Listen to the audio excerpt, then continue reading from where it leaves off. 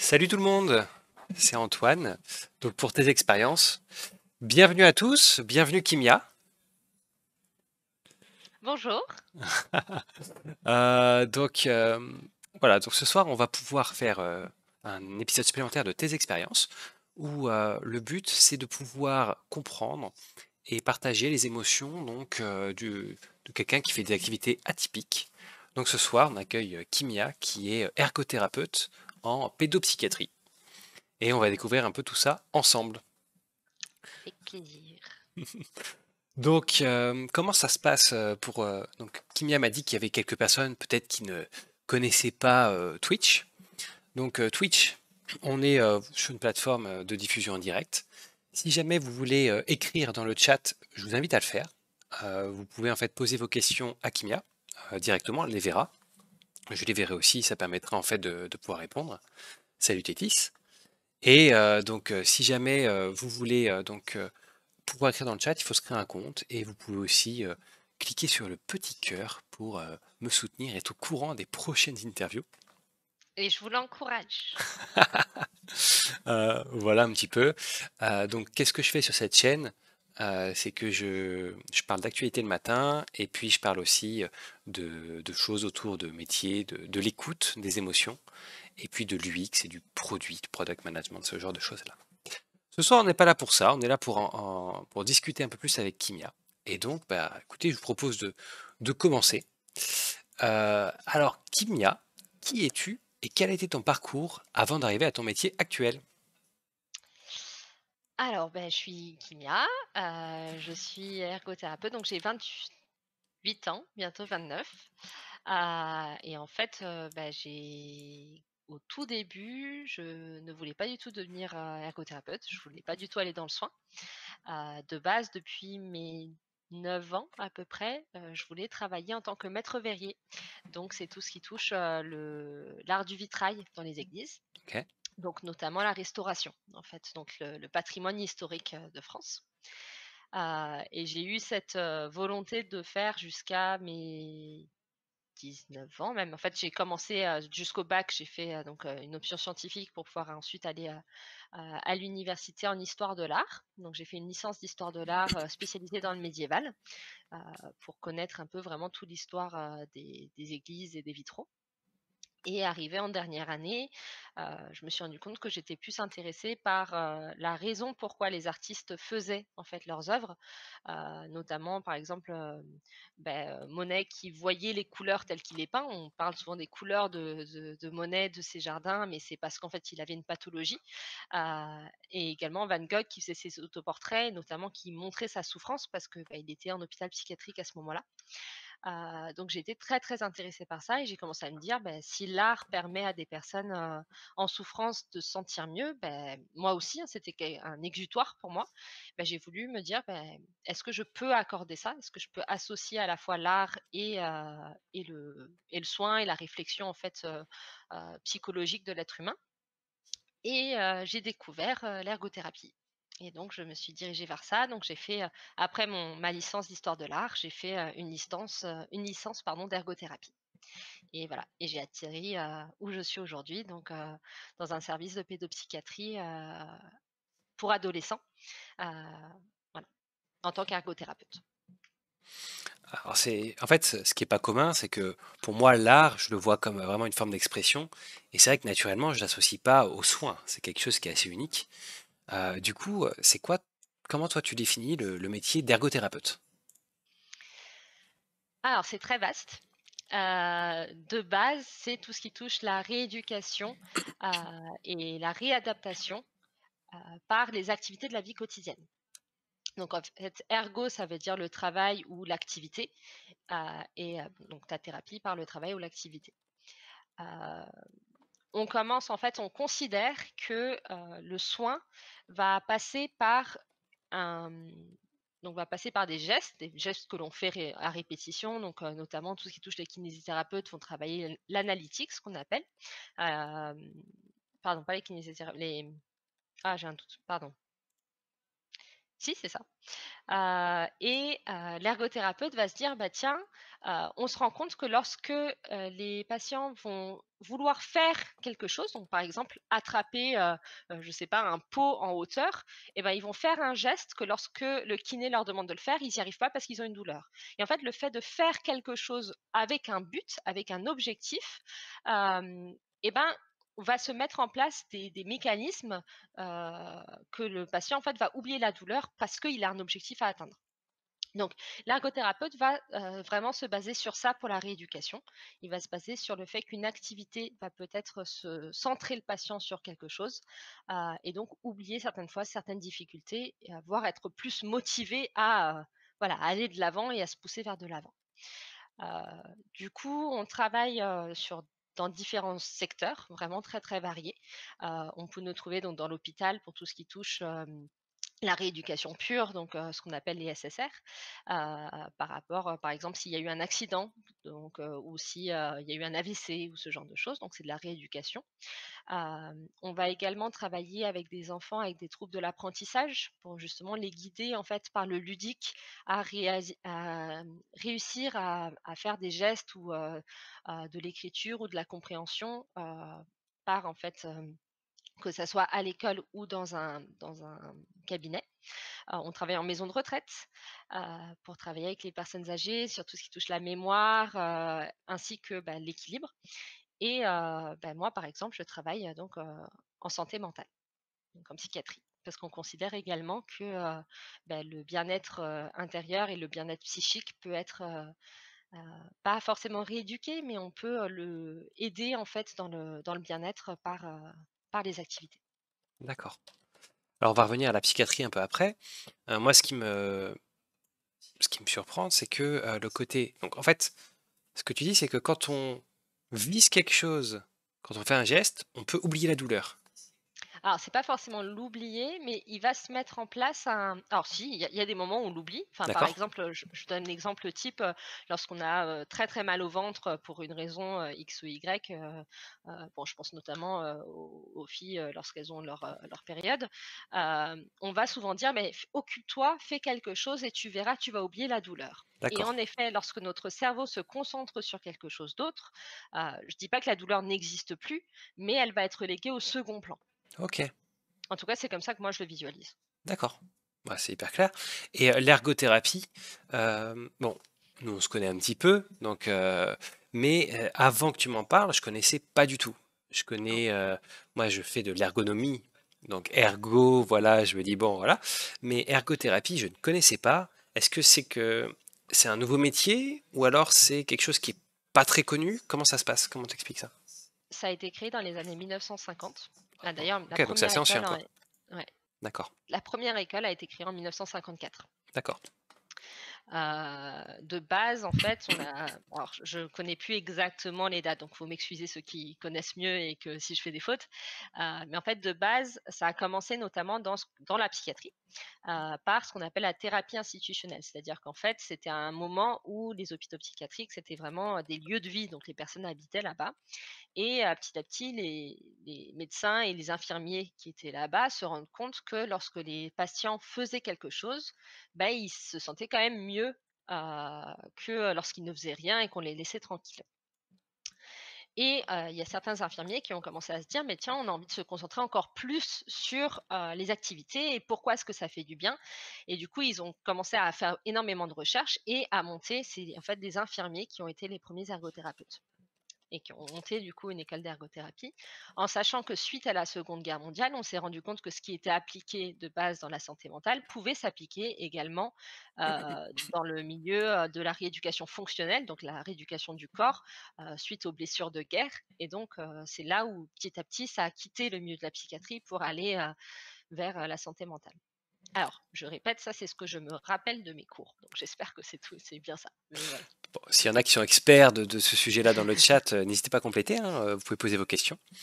Alors, comment t'expliques que le métier d'ergothérapeute soit si peu connu? En tout cas, c'est l'impression que j'en ai. Kiné, tu parles de kinésithérapie ou kinésithérapeute, on connaît. Ergothérapeute, on connaît moins. Alors moi, j'aimerais dire que c'est parce qu'on n'est pas très doué pour, parler de nous. D'accord.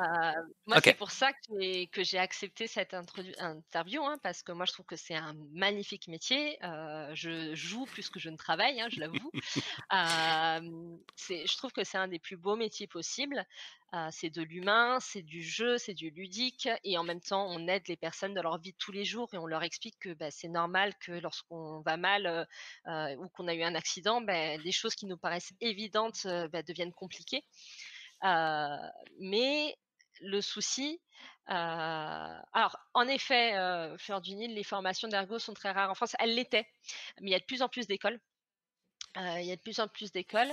Hem, mais après, il y a également alors moi je considère que voilà, les ergothérapeutes ne savent pas trop se mettre en avant, et notamment moi par exemple, bon, on risque d'en reparler, hein, mais dans le milieu de la santé mentale, donc la psychiatrie, il y en a de moins en moins.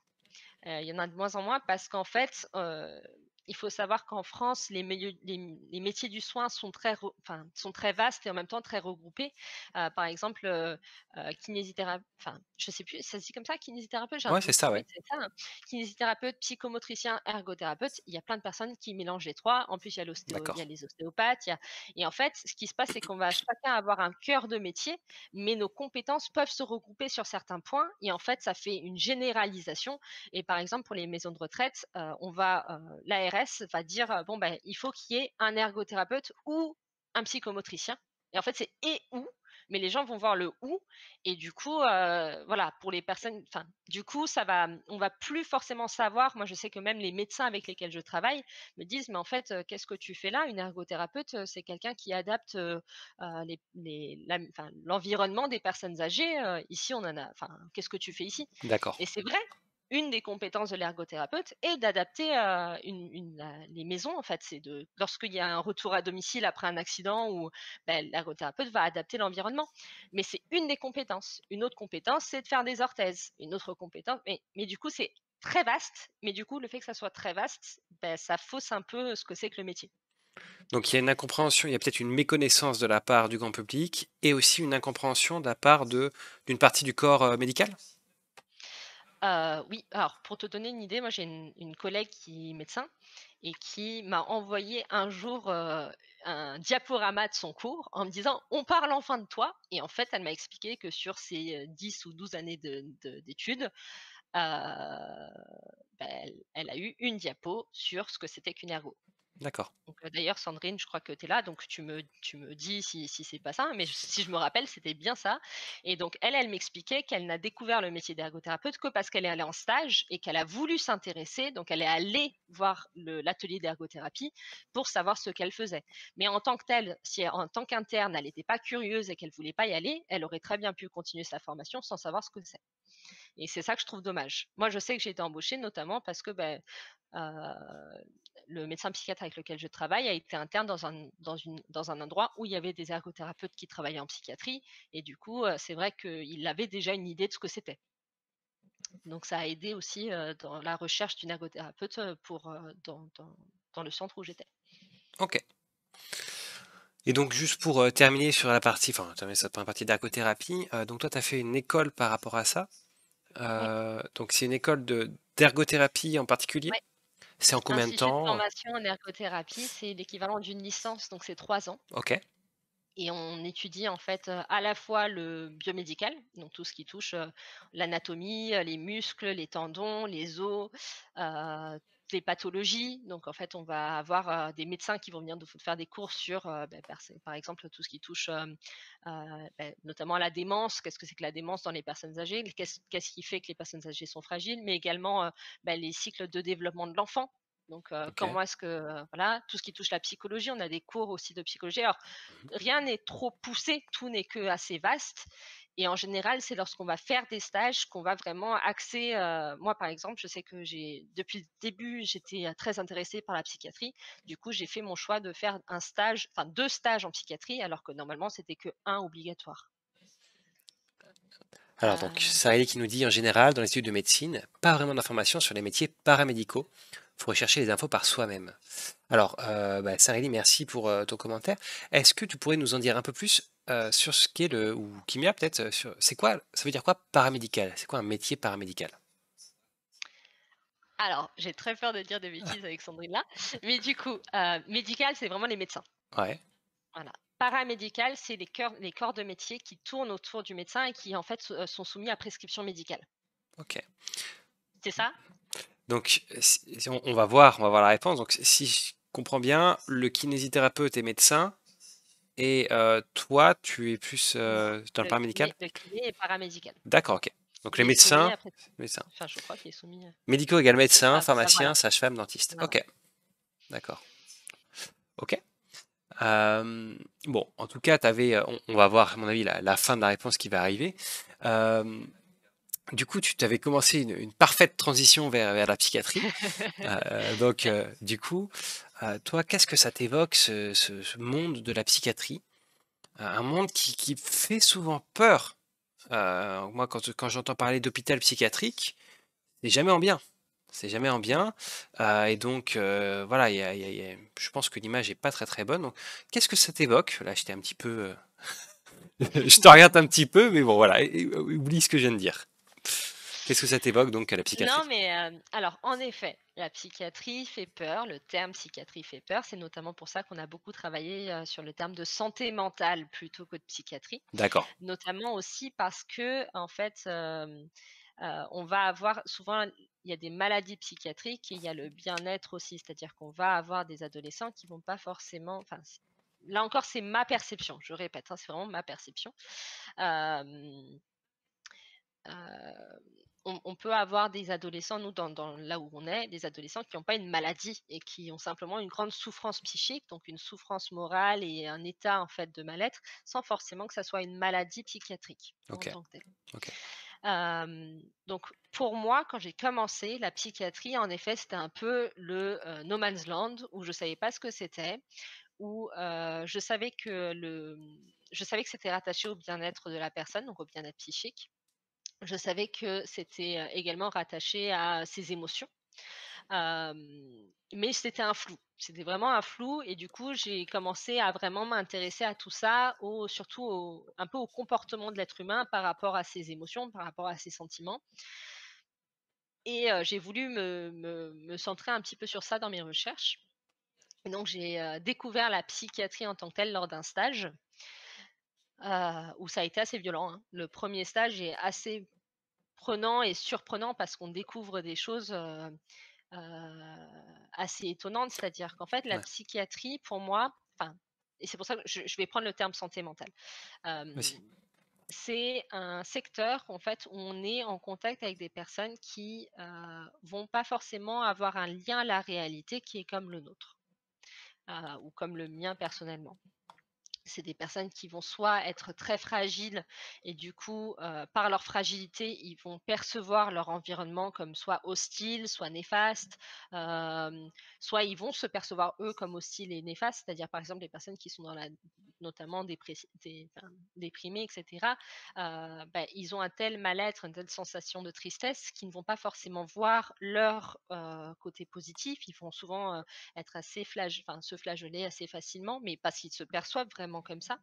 Ils vont également, être dans l'impossibilité de voir, les encouragements des personnes, à l'extérieur. C'est-à-dire que alors que les parents vont vouloir montrer qu'ils sont là, qu'ils sont présents, une personne qui est dans sa coquille, qui est dans un mal-être, ne va pas forcément se rendre compte que, l'inquiétude de ses parents, est quelque chose qui montre leur amour et au contraire, ils vont se dire: «Mais regarde, il m'empêche de faire tout ce que je veux. Moi, j'ai juste envie d'être dans mon lit, j'ai juste envie je ne peux pas aller à l'école, je vais pas bien et tout» et pour eux, le fait que les parents vont essayer de les forcer à aller à l'école, c'est en gros que les parents ne comprennent pas. Donc voilà, c'est un milieu où on est dans son monde et qu'on a du mal en fait à percevoir la vision des autres et on a du mal également à rentrer dans le monde des autres. Ça, c'est plutôt pour le côté santé mentale, pour le côté, un peu, On va également avoir des maladies en tant que telles. Alors, je vais pas rentrer dans les termes techniques parce que encore une fois, je suis pas médecin et voilà, c'est vraiment la façon dont moi je vois les choses. Tout ce qui touche, par exemple, ce qu'on appelle la psychose. Donc, on a les névroses qui sont censées être les personnes lambda, les personnes qui sont névrosées. Donc, toi, tu es névrosé, moi, je suis névrosée, voilà. Et il y a ce qu'on appelle la psychose qui est, souvent, on les connaît, par exemple, on appelle ça les personnes qui sont, une maladie, de schizophrénie ou voilà, donc c'est des personnes qui vont souvent avoir des hallucinations, qui vont avoir vraiment un rapport au monde très, très différent d'une autre parce que, bah, c'est leur réalité, mais ils vont voir des choses qui, pour nous, n'existent pas. Ils vont entendre des choses qui, pour nous, n'existent pas, et en fait, enfin, pour synthétiser, pour moi, la psychiatrie, la santé mentale, c'est notre vision de voir le monde qui est défaillant par rapport à ce que la société demande. Voilà, pardon, j'ai trop parlé, mais c'est ça, synthétique. Tu sais, c'est ton moment, hein, tu parles pas trop, hein. Donc du coup, santé mentale ou psychiatrie, c'est une vision qui est déformée par rapport à celle de la société, c'est ça que tu as dit? Une vision du monde ou un ressenti du monde, mais ça c'est ma façon de la Ouais, voir, hein. Ça c'est vraiment, ça tombe bien, c'est ton interview. mmh. Donc différent de, c'est quoi? De ce que la société voit, de ce que Ça peut être de ce que la société voit, ça peut être de ce qui est considéré comme la norme, ce ça qui est peut être considéré comme la de norme. D'accord, OK. Donc tu disais, que la première fois que tu vois ça, ça t'a pris, enfin c'était fort. Est-ce que tu bah, peux j'ai nous en dire un pleuré peu tout plus? au long de mon stage en fait. D'accord. Est-ce que tu arriverais à nous dire un peu pourquoi? Parce que je vois que c'est fort, je sais pas si tu peux, hein, mais nous et Bon, c c'était il y a longtemps, donc je me rappelle que des choses, les plus prenantes. ouais, Hem, C'était que c'est un monde que je connaissais pas, j'étais jeune, enfin j'avais 20, alors attends, 18, 19, 20, 21, ouais 21 ans, OK, 21-22 ans. J'étais en psychiatrie adulte. OK. Heu, c'est une Tu viens tout juste d'avoir tes cours, non, j'avais même pas eu mes cours de psychiatrie, c'était début de deuxième année, donc j'avais même pas eu mes cours de psychologie, de psychiatrie. Là aussi, ouais. Hem et en fait, je me retrouve là avec, une tutrice de stage qui était débordée. Donc je m'en rends compte aujourd'hui. À l'époque, je m'en étais pas rendu compte, mais elle était débordée, elle était sur 2 structures différentes, elle courait à droite et à gauche. Elle avait devant elle une deuxième année qui avait même pas eu les cours. Du coup, elle m'a donné, des informations, mais en me disant: «Voilà, débrouille-toi, lis-les et si tu as des questions, bah, tu viens». Sauf que moi, j'osais pas trop parce que comme je la voyais courir à droite et à gauche, j'ai pas osé poser de questions. Heu, Comme je n'avais pas eu les cours, bah, je gérais un petit peu en fonction de, un peu de mon ressenti, sauf qu'à l'époque, je trouvais que c'était pas du tout professionnel. Mmh. Aujourd'hui, je remets un peu en question ça parce qu'au contraire, hein, je trouve que l'instinct, c'est également de l'expérience qui parle. Ouais, d'accord. Hem Mais du coup, je faisais des choses et j'ai fait des erreurs. C'est-à-dire que j'étais seule et par exemple, au bout d'un moment, il y a un patient qui était, bah, justement, heu, schizophrène et qui était dans une phase de délire. Je m'en étais pas rendu compte parce qu'en fait, certaines fois, les délires sont tellement ancrés qu'on y croit. Même les personnes extérieures, quand ils nous en parlent, on y croit et du coup, bah, moi, je suis allée dans son sens et j'ai commencé à lui poser plein de questions et cetera et en fait, durant tout le long de mon stage, il a fait ce qu'on appelle une décompensation. Donc ça veut dire qu'en fait, c'est quand, heu, la personne, en fait, vire un petit peu et la pathologie prend le dessus. Et en fait, beh, moi, j'ai eu l'impression que c'était de ma faute et en fait, ma tutrice n'a pas réussi à me rassurer sur ça, mais c'était pas du tout, enfin, moi, j'avais cette impression-là que c'était de ma faute. Je sais pas si je suis même pas sûre que j'avais pu lui dire si je me l'avais ressenti ou pas. Je suis même pas sûre de lui en avoir parlé, en fait et heu et du coup, j'ai commencé à me poser plein de questions par rapport à moi, à me dire: «Mais est-ce que je suis une bonne professionnelle? En plus, j'ai envie d'aller en psychiatrie, je suis même pas capable de me rendre compte», mais après, on m'a les personnes qui étaient avec moi ont pu me rassurer et ont pu me dire: Mmh. «Mais en fait, c'est peut-être même pas de ta faute, il était déjà enfin, une décompensation, c'est pas un événement qui fait la chose, en fait, hein». Mais du coup, c'est vrai que lorsqu'on connaît pas, on est un peu, surpris par ça, on ne sait pas le reconnaître, on est surpris par le côté un peu tellement réel de la chose, hem en tant qu'étudiante, en fait, tu es pris par les choses. Et il faut savoir que les émotions de l'un, en fait, on est un peu des éponges, hein, l'être humain est un peu une éponge. Et du coup, l'angoisse des autres vont devenir ton angoisse. Donc, si en fait, toi, tu es stressé, tu vas stresser les patients. Mais si les patients, eux, ressentent du stress, etc., et que toi, tu n'as pas les techniques d'être calme et de rester calme durant la situation, ben, en fait, tu vas commencer à paniquer toi aussi. Et du coup, c'est vrai que c'est également très émotionnellement prenant. Ok.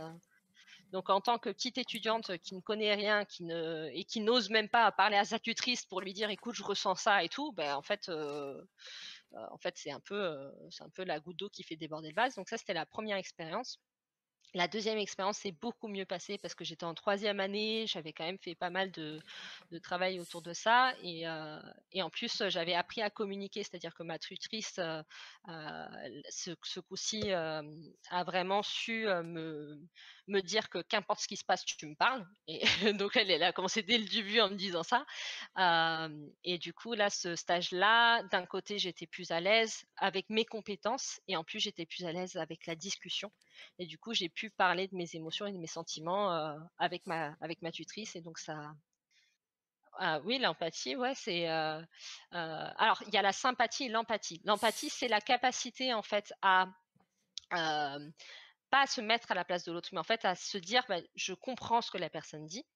Et la sympathie, c'est quand en fait on va littéralement se mettre à la place de l'autre et du coup, c'est par exemple quand on va regarder un film et qu'on va pleurer parce que la personne se fait mal.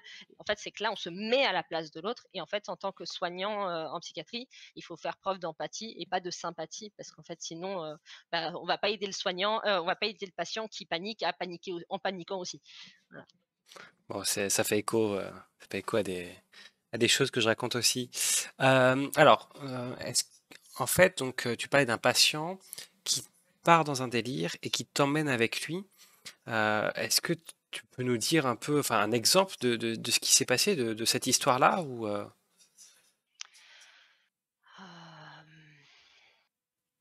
alors je m'en souviens plus exactement, hein. Mhm.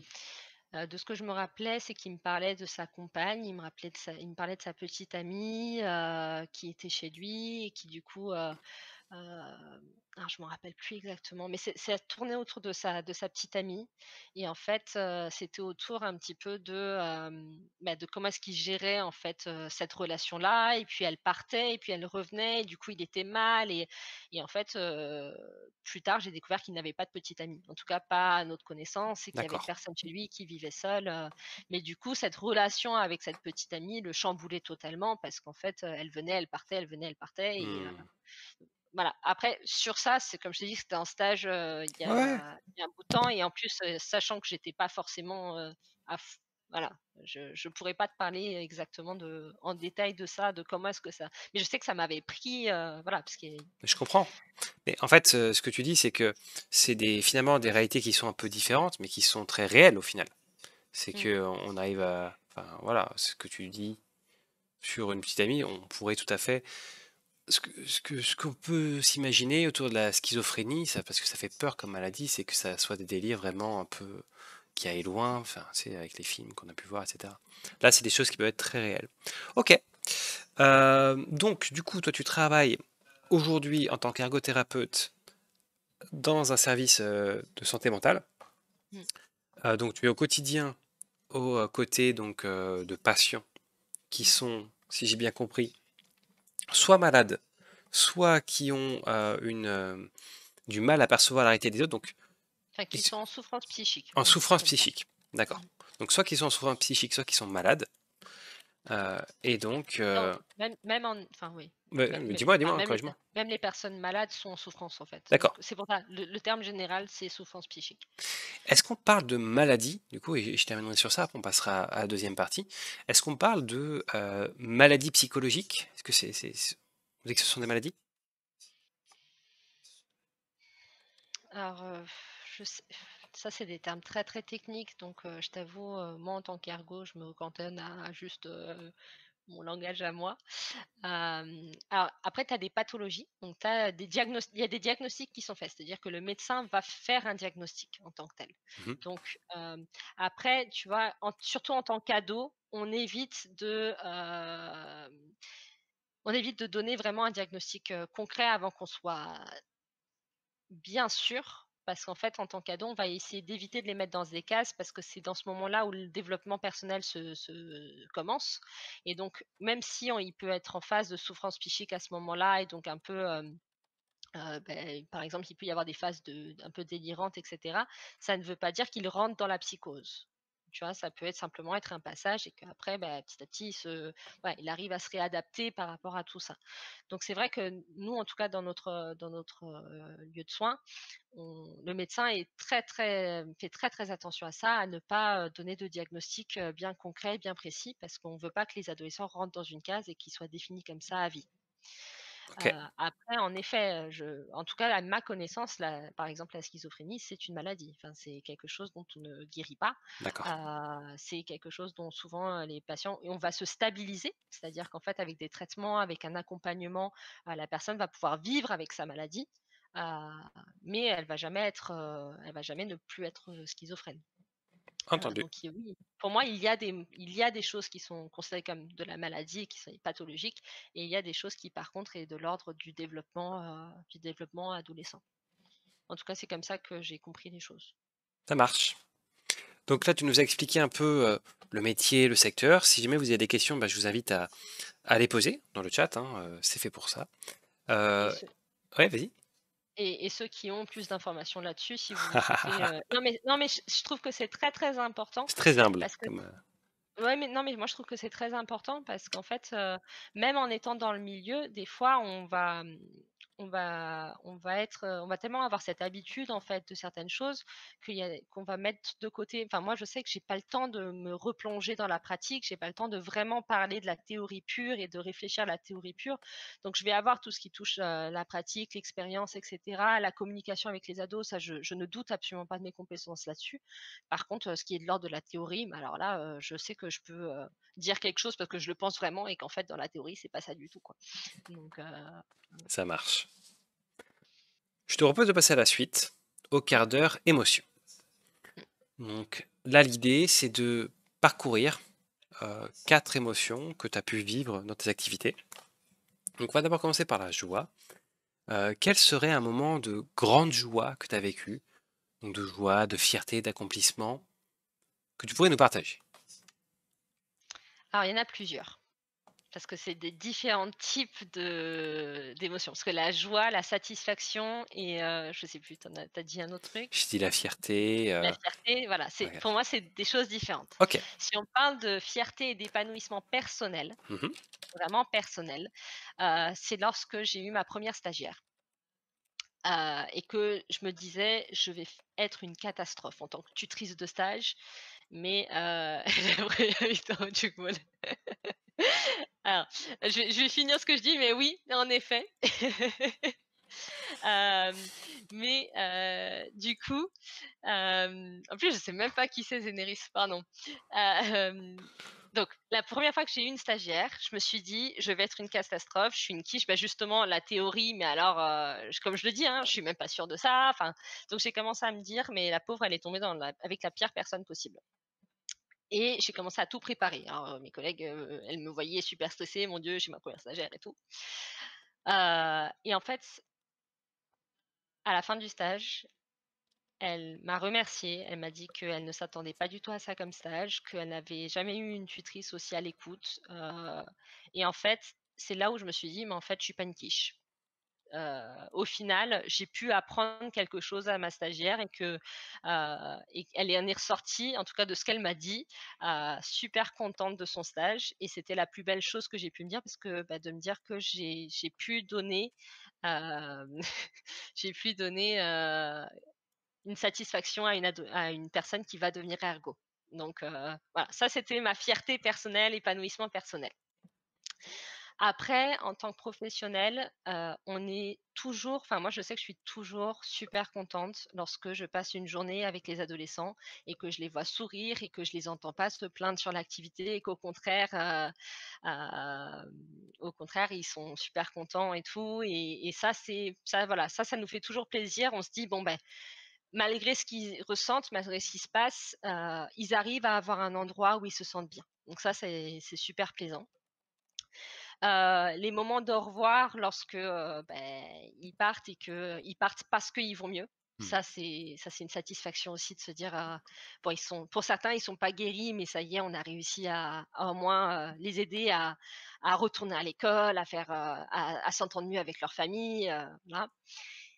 Et enfin, c'est rare, mais quand ils nous appellent quelques mois ou quelques années plus tard pour nous dire, «On a réussi notre bac», ou «On fait ça comme études» ou «Bah, écoute, ça y est, j'ai déménagé, je vis plus avec mes parents, je suis trop fière de moi», voilà, d'avoir ce retour-là, mais alors là, c'est de se dire, bah, on a servi à quelque chose à un moment et en plus, on a été assez présent pour qu'ils aient envie de nous dire que ça continue d'aller mieux.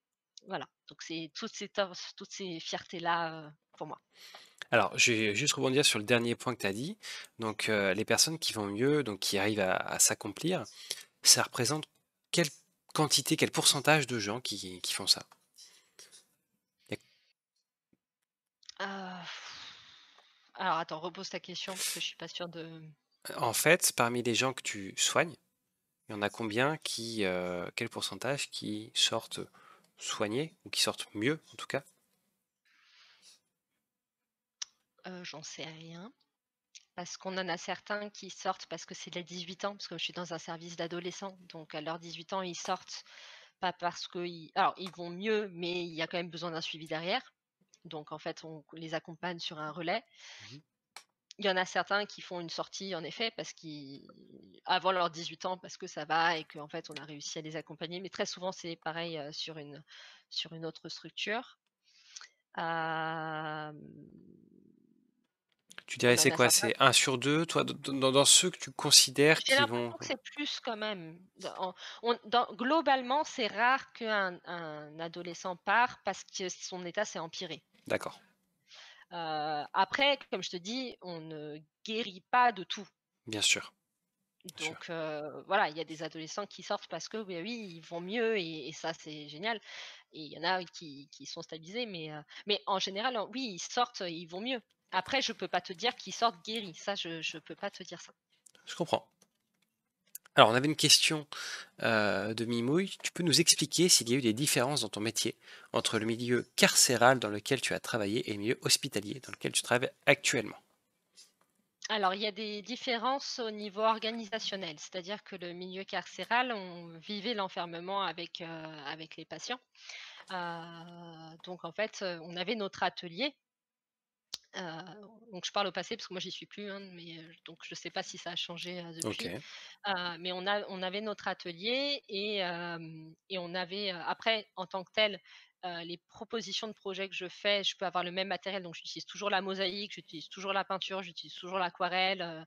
Je sais qu'une de mes collègues en milieu carcéral faisait, des meubles en carton que moi j'ai jamais su comment faire.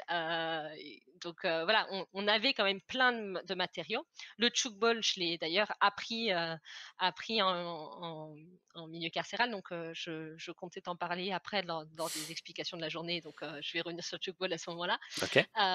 Donc je l'ai appris là-bas, c'est, Sandrine, ma tutrice qui m'a appris et que j'ai du coup, remis en place, là où je suis.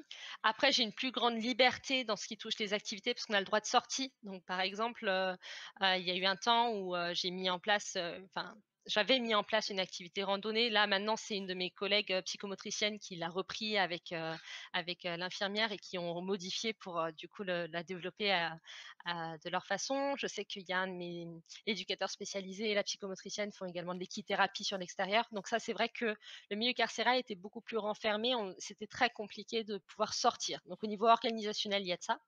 Le fait que ça soit des adultes, le milieu carcéral, c'est un secteur adulte. Le milieu, où je travaille aujourd'hui, c'est les adolescents, donc pareil, des changements par rapport à notre Mmh. façon de procéder. Bien sûr. Il y a le côté très ludique avec les ados et cetera.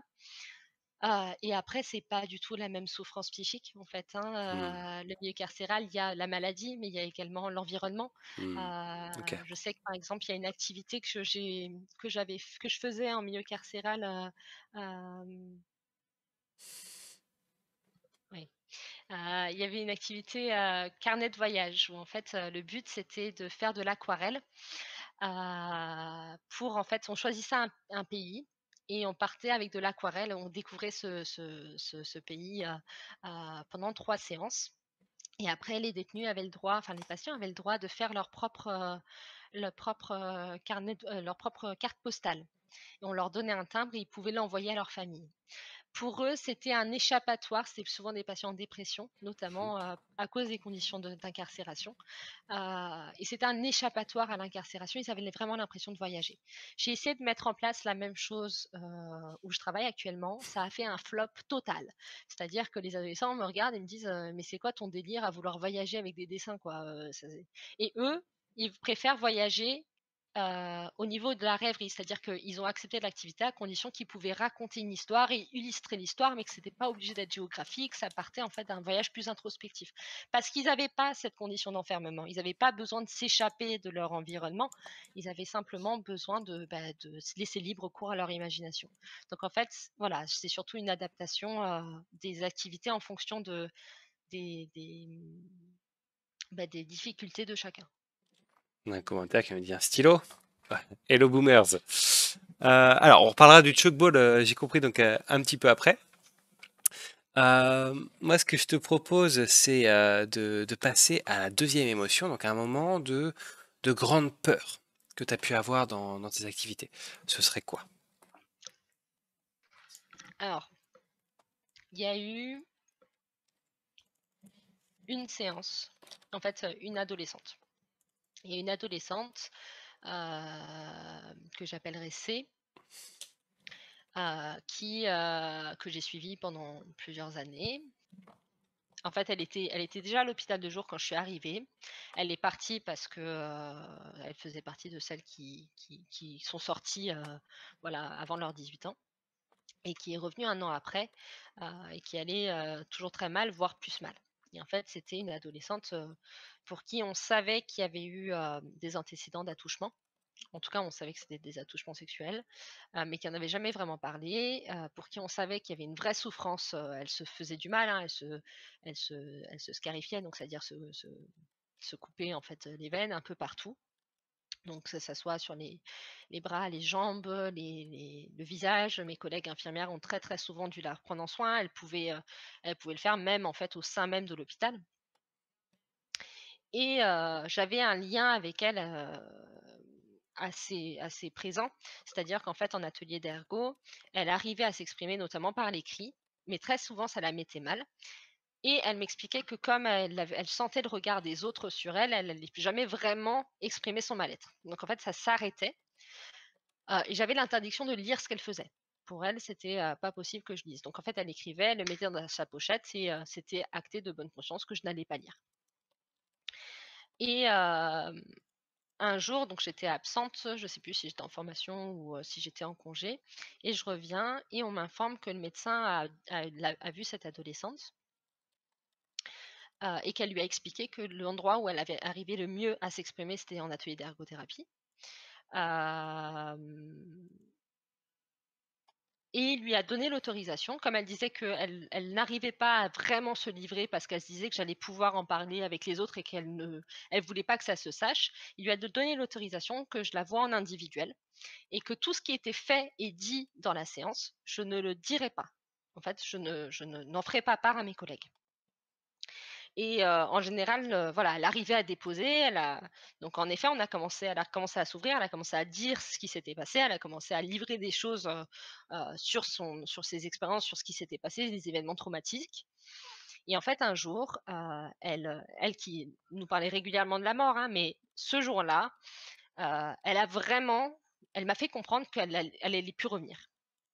Qu'elle allait plus revenir, que c'était, voilà, qu'elle comptait en fait se donner la mort, prochainement. Et sauf qu'elle m'a gentiment rappelé que c'était un huis clos et que je n'avais pas le droit de dire à qui que ce soit ce qu'elle était en train de me dire. Et je me suis retrouvée dans une situation très, très délicate normalement, en tant que professionnelle, en tant que paramédicale, si je sens que la patiente est en danger, je suis dans l'obligation, en fait, de faire appel au médecin pour qu'il l'évalue, parce qu'en fait, on ne peut pas simplement laisser partir une ado comme ça qui nous dit qu'elle compte se suicider. Et de l'autre côté, en effet, elle avait raison. Le médecin avait donné l'accord qu'elle puisse tout déposer avec moi et qu'on prendrait en fait le risque si s'il se passait quoi que ce soit. Et je me souviens très bien, je suis rentrée à la maison, j'étais effondrée. La seule chose que je me disais, c'était que cet adolescent allait mourir, qu'elle allait se donner la mort, que j'étais la seule à le savoir et que en fait, c'était de ma faute parce que je n'avais pas pu prendre la décision. Parce que je me suis dit: «Bah, conscience professionnelle, elle s'est permise de libérer tellement de choses parce que j'avais tenu ce cadre-là et que je lui avais prouvé que j'en parlais pas et je me disais: «Est-ce que c'est un test justement pour s'assurer que est-ce qu'elle va vraiment rien dire? Est-ce que ce que j'ai déposé, c'est vraiment dans un lieu clos ou est-ce qu'elle va en parler?» Et du coup, j'ai pris le risque de ne pas en parler, mais j'avais la boule au ventre toute la nuit. J'étais vraiment, vraiment pas bien, pour moi, ça a été la pire peur, c'était de me dire: «Est-ce qu'elle va être là demain?» Alors, tu nous tiens tous là, Kimia. Tu nous tiens tous. Et donc, du coup, on a envie de savoir la suite. Elle est revenue. Ok. Elle est revenue et bon, à l'heure d'aujourd'hui, elle a eu 18 ans, elle est partie, mais on l'a envoyée dans une structure de soins spécialisée dans le traumatisme parce que, bon, elle, pour le coup, c'est pas quelqu'un qui est sorti en ayant mieux en allant mieux. Elle a réussi à déposer des choses et ça, c'était un premier pas. Elle a réussi à accepter d'aller, dans ce qu'on appelle, des groupes de parole, Hmm. chose qu'elle ait refusée avant, donc ça, elle a accepté. Donc il y a des petites choses qui ont avancé. Donc elle va mieux dans le sens où il y a des choses qui ont avancé, mais elle a encore un très, très long chemin devant elle et bon, elle fait partie des ados, par exemple, où j'espère vraiment avoir un retour Mhm. parce que, c'était quelque chose c'est quelqu'un qui m'a énormément touchée, en fait. Donc ouais, je lui souhaite tout le meilleur. C'est chouette comme conclusion.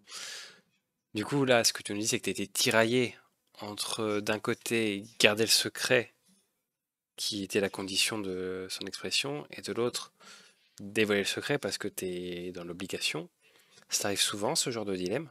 Non, alors c'était la première fois D'accord. et la seule fois pour l'instant Ok. que l'espace d'ergothérapie, enfin d'atelier d'ergothérapie était un espace de huis clos. Ok. Sinon, en fait, à tout moment, lorsque j'ai un doute, lorsque je pense qu'il y a un souci, je fais appel à mes collègues, je peux discuter avec elles, je fais appel au médecin s'il y a besoin d'une évaluation, et d'ailleurs, j'en ai reparlé au médecin, parce il m'a dit, hein, avec, il était content pour moi, il me dit: «Mais tu vois, c'était une bonne expérience, tu avais des doutes, c'est à refaire et là je lui dis alors c'est à Ouais. refaire mais avec un cadre en fait avec Hmm. si je peux pas t'en parler bah tu me fais appel à une psychologue peut-être hors du service mais à laquelle je peux déposer tout ça parce qu'en fait personnellement, mais moi j'étais au fond du trou, hein. Ce soir-là, Hmm. j'étais en larmes, j'étais dans ma boune, j'étais comme ça en train de me dire: «Est-ce qu'elle va être là?» Enfin, donc je lui dis: «Si c'est à refaire, tu me prévois ça, bien comme il faut» parce que il y a une raison pour laquelle on travaille en équipe. Il y a une raison pour laquelle on n'est pas seul moi j'ai choisi de pas travailler en cabinet parce que je veux être avec une équipe. Donc si je dois me retrouver à garder ces secrets-là, je pense pas que je suis assez forte pour le faire. Donc heu, donc voilà. Donc non, lorsque j'ai un doute, je fais appel à l'équipe pour qu'on soit plusieurs à l'évaluer et qu'on sache quoi faire. C'est amusant ce que tu dis parce que j'ai regardé récemment une série donc sur Arte qui s'appelle En thérapie. On suit l'activité d'un psychiatre à travers ses patients. Et en fait, on le voit, donc il voit 4 patients. Et le dernier patient, en fait, c'est lui-même qui va voir une collègue aussi psychiatre. Mmh. Et on le voit en fait se faire suivre aussi. Et Ouais, apparemment, c'est fréquent. Et j'ai ouais, l'impression que c'est un peu la même chose que tu nous décris là. ouais, au sein de notre équipe, une fois par mois, on a ce qu'on appelle, une analyse de pratique professionnelle. D'accord. Où c'est une, psychologue de l'extérieur, qui vient et en fait toute l'équipe, discute, et parle d'un sujet. Donc ça peut être soit d'un adolescent pour lequel la prise en soin est compliquée, soit d'une expérience qui nous-mêmes est par exemple, moi j'ai pu parler de ça. En fait, une fois que ça s'est fait, j'ai pu parler, parce qu'on a parlé de cette adolescente en équipe, lors d'une analyse pratique professionnelle. J'ai pu exprimer, ce que j'ai vécu parce qu'il ne faut pas qu'on le garde, en fait, ce qu'on demande aux ados qui est de s'exprimer et d'expliquer ce qu'ils ressentent, nous on le fait aussi de notre côté parce que sinon en fait, on peut facilement exploser, personnellement et de façon collective. Ok. Bon. Merci pour ton partage. Un moment très fort. Alors maintenant, on va parler d'une autre émotion, on va parler de la colère. Qu'est-ce que tu peux nous dire sur quelque chose qui t'a énervé, particulièrement énervé, quoi? Alors, au sein de mon travail, je me suis jamais sentie particulièrement énervée avec les adolescents. on va être agacé, on va avoir des fois envie de les secouer un bon coup et de leur dire: «Mais regarde autour de toi, tout ce qu'il y a». Ils vont s Voilà, il y a des fois où ils vont, jouer avec le cadre, donc on va être complètement exaspéré et on va avoir un sentiment de frustration énorme, mais j'ai jamais vraiment ressenti de colère par rapport aux adolescents. La colère que je ressens, enfin, qui serait plus enfin, le sentiment de colère que je ressentirais le plus prof, alors il y a l'administration en effet, mais surtout la vision du soin, en France. La vision du soin en France qui devrait être en fait, quelque chose, le médico-social, c'est justement parce qu'on considère que le soin est pour tous, c'est un droit pour tous, c'est quelque chose de sociétal. Et pourtant, à l'heure d'aujourd'hui, le soin devient une entreprise, ça doit être productif et on voit ce que ça donne aujourd'hui avec la gestion de la crise, des lits qui sont fermés, qui doivent réouvrir, mais qui ne sont pas pérennisés. Et en fait, moi, la colère que je ressens, c'est vraiment par rapport à ça, par rapport au fait que, hem, le soin doit être productif. Que ça soit, je parle pas que du privé, hein, le public, c'est pareil. Heu, le soin doit être productif et c'est une vision que la France a du soin qui me dérange parce que je suis pas devenue soignante, pour apporter des sous. Je suis devenue soignante, pour, oui, c'est ça, rentable, ouais. Je suis devenue soignante, en fait, pour soigner et je sais que ça soit dans toutes les expériences que j'ai eues, dans tous mes lieux de stage, ce côté en fait de les hôpitaux sont en perte, ça me dérange. Donc voilà, ma colère, c'est plutôt vis-à-vis de ça, c'est de dire que on s'en fout en fait que ça coûte des sous, prenez les sous ailleurs, soignez les gens, c'est juste le plus important. Heu, voilà. Alors, donc, on a une réaction dont le son doit être rentable à court terme et pas d'investissement de la prévention à long terme, alors que c'est plus rentable. Qu'est-ce que tu en penses? Alors je suis pas sûre de comprendre. Moi non plus, c'était relancer la balle. Mais Euh, alors si tu parles si elle parle de ce qui touche de la prévention, qu'en effet, mais non, c'est pas de l'investissement de la prévention à long terme. bon, Heu Ta colère vient du fait que le soin doit être rentable. Oui, c'est ça. Oui, d'accord. oui, oui. Ok. Donc, ouais, c'est vraiment cette vision donc, du soin productif, la rentabilité par rapport à ça, ou alors on considère l'humain comme une marchandise en quelque sorte. Idéalement, on devrait investir dans la prévention. C'est ça. Oui, oui, bien sûr. Ok. Bah, ok, c'est très très clair. Et enfin, donc, du coup, une grande tristesse que tu as eue dans tes activités passées. Alors, c'est toujours pas dans les activités, c'est par rapport à toujours les adolescents. Ouais. C'est lorsqu'on doit dire au revoir à un ado parce que, on n'a pas pu l'aider autant qu'on le souhaiterait. Là, actuellement, par exemple, on a un adolescent que je connais depuis au moins 2 ans, qui est actuellement en hospitalisation. Il a fait 16 hospitalisations chez nous. En fait, lui, il est pas en hôpital de jour, il est en temps plein. Parce que j'ai oublié de dire, je travaille sur 2 structures enfin, la même structure, mais 2 départements différents. Un hôpital de jour où les adolescents viennent, par demi-journée, où là, ils peuvent rester plusieurs mois, voire plusieurs années, dépendant de leurs besoins. Et ce qu'on appelle une hospitalisation à temps plein, où en fait, ils sont là 24 heures sur 24, mais c'est des séjours plus courts. En général, c'est une moyenne de 3 semaines. Et ce jeune adolescent, il vient, en hospitalisation à temps plein, en général. C'est un adolescent pour qui ça a été très, très compliqué au début. Il avait des gros troubles du comportement. Là, pour le coup, la frustration, elle était là, mais on a su lier du lien avec lui. On a vraiment su, et en fait, à l'heure d'aujourd'hui, on sait très bien que là, par exemple, aujourd'hui, je l'ai vu et il m'a expliqué que pour lui, quand il est là, il a vraiment l'impression qu'il se sent bien, alors qu'à l'extérieur, c'est pas du tout le cas. Et sauf qu'en fait, il est très, très, très malade, ce jeune, hein. Et en fait, on arrive à la fin de ce que nous, on peut lui donner.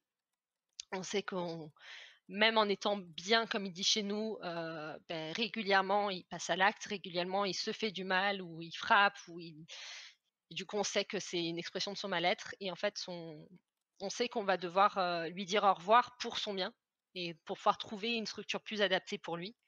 Heu et en fait, c'est un sentiment de grosse tristesse parce qu'on n'a pas enfin moi personnellement, enfin je me dis: «On n'a pas pu l'aider comme on aurait aimé vouloir l'aider». Heu, on s'attache, hein, à ces jeunes, on a envie de savoir qu'on a donné le plus qu'on a donné le mieux de qu'on ait pu et même si on a tout fait, il y a un sentiment de déception de se dire que, on l'a pas aidé, comme on aurait voulu. OK. Donc voilà, ça c'est les moments de tristesse, ouais. Mmh. OK. Bon, bah, écoute, merci pour ton partage. Ce que je te propose, c'est de passer à la dernière étape où, en fait, on va pas construire ensemble, ton expérience, donc sur, une journée type. OK. Donc l'idée, je vais partager ça, donc tu vas pouvoir le voir sur Twitch, notamment là. Mmh. Je vais changer. Donc avec, ce que tu disais, les secondes d'écart. Voilà, quelques petites secondes d'écart, mais ça devrait aller. Donc là, on voit quelques œuvres, tu pourras en reparler, juste après. Donc là, l'idée, c'est de prendre une journée type et d'abord, en fait, la première chose, c'est qu'on va, heu, essayer de découper en étapes cette journée-là. Donc là, je t'écoute. Par exemple, une journée que tu as vécue il y a pas longtemps, c'est quoi les grandes étapes constitutives de cette journée? OK. Alors, je pensais te proposer la journée d'hier, Ouais, avec une petite modification parce qu'il y a 2 fois dans la même journée la même activité. Donc je vais d'accord, essayer de t'inclure une autre activité pour que très ça bien, soit le plus varié je te possible. fais confiance. Donc moi, j'arrive au boulot à 9 heures Ouais, après avoir écouté son émission. Heu, donc à 9 heures en général, heu, je me laisse, 10 minutes pour un peu, faire le point avec mes collègues, par rapport à comment ça va et cetera. Et on va s'inscrire, on fait tout ce qui touche en fait la préparation de la journée, ce qui veut dire s'inscrire au repas, signer pour la journée parce qu'on doit signer pour dire à quelle heure on arrive, quelle heure on part et cetera. Heu et me prendre un petit café. Voilà, c'est mon petit temps, détente, et préparation de la journée, heu, pour tout ce qui touche la nourriture et cetera. Donc ça ça, c'est à ça veut dire quoi préparer la nourriture? en fait, on s'inscrit pour le repas du midi. OK, Donc il faut s'inscrire pour, et en général, c'est une personne qui inscrit tout le monde et comme moi, je vais chercher mon café en même temps, c'est souvent moi et une autre collègue qui nous inscrivons pour tout le monde. OK, Après, donc 9h10, le mercredi, je vais au temps plein, je fais ce qu'on appelle la relève. Donc c'est le temps de transmission, où en fait on parle rapidement des 15 adolescents qui sont en temps plein, en expliquant comment s'est passée la soirée. d'accord, Donc je te laisse écrire. t'inquiète pas. C'est bon? OK. Ouais, vas-y, vas-y. 9h30, quand la relève est finie à 9h30, je retourne à l'hôpital de jour. En fait, il y a un couloir, hein, qui sépare les 2, donc c'est pas loin. Donc je retourne en hôpital de jour, soit, si mes collègues sont déjà en train de faire l'accueil des adolescents, moi je fais, ce qui s'appelle les transmissions écrites. Donc c'est-à-dire que j'écris pour la veille, ce qui s'est passé en fait pour chaque adolescent que j'ai vu, donc dans les dossiers médicaux.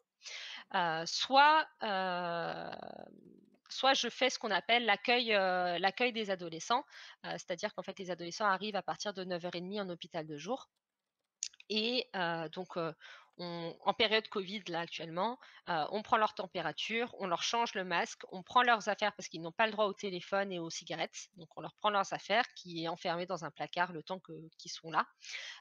Et on les marque, en fait, on marque leur présence sur une feuille, qui justifie, en fait, que l'adolescent a bien été présent, ce jour-là. Heu, donc ça, c'est à 9h30. À 10 heures commence la première activité. Donc le mercredi, c'est le tchoukball. Donc le tchoukball, c'est une activité que j'ai, mis en place dès mon arrivée, en fait, en hôpital de jour. Hem Et qu'actuellement, donc j'ai dû arrêter pendant 1 an à cause de la période du covid et parce que, les collègues avec qui je le faisais sont partis et donc là, maintenant, je le refais avec l'éducateur spécialisé et un des psychomotriciens de l'hôpital de jour. Et est-ce que tu veux que dès maintenant que je te parle de l'explication de ce que c'est ou est-ce qu'on fait d'abord le planning et ensuite, on en parle? Je pense que les gens veulent savoir ce que c'est le OK. tchoukball. Alors, le Rapidement, tchoukball, hein. Vas-y, hein. ouais, c'est un sport qui existe vraiment, ça c'est important de le dire, hein. C'est un sport qui a été, créé par un médecin orthopédiste, suisse qui, qui en avait marre en fait que les gens viennent, dans son cabinet parce qu'ils s'étaient blessés à des sports de combat. Du coup, il a créé un sport sans contact. Ah bah, vas-y, je te laisse montrer une, vas-y. Bah, ça illustre en même temps. OK. Et donc comme vous le voyez, il y a des personnes du coup qui tirent dans un cadre. Donc c'est une équipe de 6 contre 6. Interdiction de jouer avec le pied et en fait, on doit tirer dans le cadre que vous avez là. La balle rebondit, le point est marqué s'il tombe dans le terrain. Par contre, si on rate le tir, si la balle tombe dans une zone interdite ou en l'extérieur du terrain, c'est le point pour l'équipe adverse. En plus, à la moindre faute, et cetera, la balle, il y a un coup franc, la balle est donnée à quelqu'un d'autre. Donc en fait, ce qu'on s'est rendu compte, donc c'est ça que j'ai appris au Beaumet, c'est que, l'activité était très, très bien pour les personnes qui n'arrivent pas à gérer leur frustration. C'est-à-dire que les personnes colériques, les personnes qui justement en fait, ont cette habitude de jouer seules et de vouloir gagner absolument et cetera. Très souvent, en fait, ils sont dans l'incapacité de faire ça parce que le sport en lui-même, les règles du sport en lui-même, en fait, leur montrent que s'ils jouent seuls, ils peuvent pas parce qu'ils sont obligés de faire des passes. Si, ils ont vraiment envie de faire l'individuel et du coup ils tirent de super loin, ils ratent le tir et ça du coup, c'est le point pour l'équipe adverse. Donc en fait, la frustration va monter, monter, monter. Et donc on est dans l'obligation au final de pour pouvoir, jouer le plus de façon de gagner, en fait, c'est la communication, c'est l'esprit d'équipe, et c'est en fait, ouais, la communication, en fait. Donc ça, c'est un sport que j'utilise avec les personnes qui ont du mal, qui sont dans l'impulsivité, dans la mauvaise gestion de la frustration. Ok. Ça gagne bien un tchoukballeur. Je ne sais pas. Un choker. Un tchouker. Ouais. C'est comme ça Ah, en qu'on tout cas, dit. c'est comme ça que moi j'ai appris, un choker. Mais je me demande de plus en plus si Zénéris, ce n'est pas, justement, Sandrine. J'aimerais bien savoir qui est Zénéris. C'est la joie des pseudos sur Non, Twitch. Séverine, pardon, pas Sandrine, Séverine. D'accord. Bref, heu, Alors, donc, tu parles donc du tchoukball, ok? Et donc, ça prend combien de temps cette activité? non. Ah bon, pardon, mais je oh, Il se passe pardon. des choses, il se passe des choses. Ouais, bref, je verrai plus tard. Je verrai à la fin. Je verrai si c'est bien eux ou pas. D'accord, ça marche. Point du tout. Ah zut. Bon, c'est peut-être pas eux Bah, alors. tu Bon, découvriras. Tu je découvriras. découvrirai. Allez. Donc, du coup, donc, activité de tchoukball, donc avec en groupe avec tes adolescents. Et donc, Ouais. on a. Ok, bon, il se passe des choses sur le chat. Ok. Donc du coup, c'est vrai que ce tchoukball, tu as l'air d'en parler avec passion. Donc quand toi, t'animes ça, comment ça se passe? Comment tu vis ça? Alors je l'ai pas toujours vécu comme ça.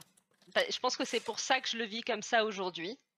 Pardon, oui, ça c'est au terme des courbes émotionnelles, je vais pas raconter ma vie là-dessus alors. Du coup aujourd'hui, alors c'est un mélange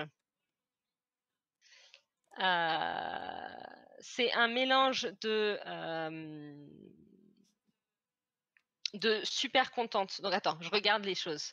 De ravie, parce que j'adore y jouer, et de frustrée parce qu'en fait, je suis moi-même assez intolérante à la frustration. Du coup, et en plus, j'ai besoin d'un cas très rigide. C'est-à-dire que si je ne suis pas l'arbitre et que je dois être joueur et que je vois qu'il y a une faute ou que je vois qu'il y a quelque chose, qui n'est pas arbitré de façon correcte, sauf qu'en fait, l'arbitre a toujours raison. Donc si je suis pas l'arbitre, je n'ai pas mon mot à dire. Alors là, c'est d'une frustration énorme parce que voilà, je me dis: «C'est pas juste, pourquoi est-ce que l'arbitre l'a pas bien fait?» Et ravie parce qu'en général, c'est un moment de détente lorsque justement les adolescents arrivent à jouer correctement, lorsqu'ils se sentent bien, lorsque, ils arrivent à gérer leur frustration, c'est magnifique de pouvoir jouer au soleil avec eux, quoi. D'accord. Ok. Pointer, c'est-à-dire? Je sais plus ce que ça veut dire. Bah, en fait, en gros, ça se joue à la main. Du coup, on lance la balle, mais je sais pas ce que ça veut dire pointer. Je pense que c'est par rapport à la pétanque. Ah! Merci. C'est un tir où on pointe. Mais OK.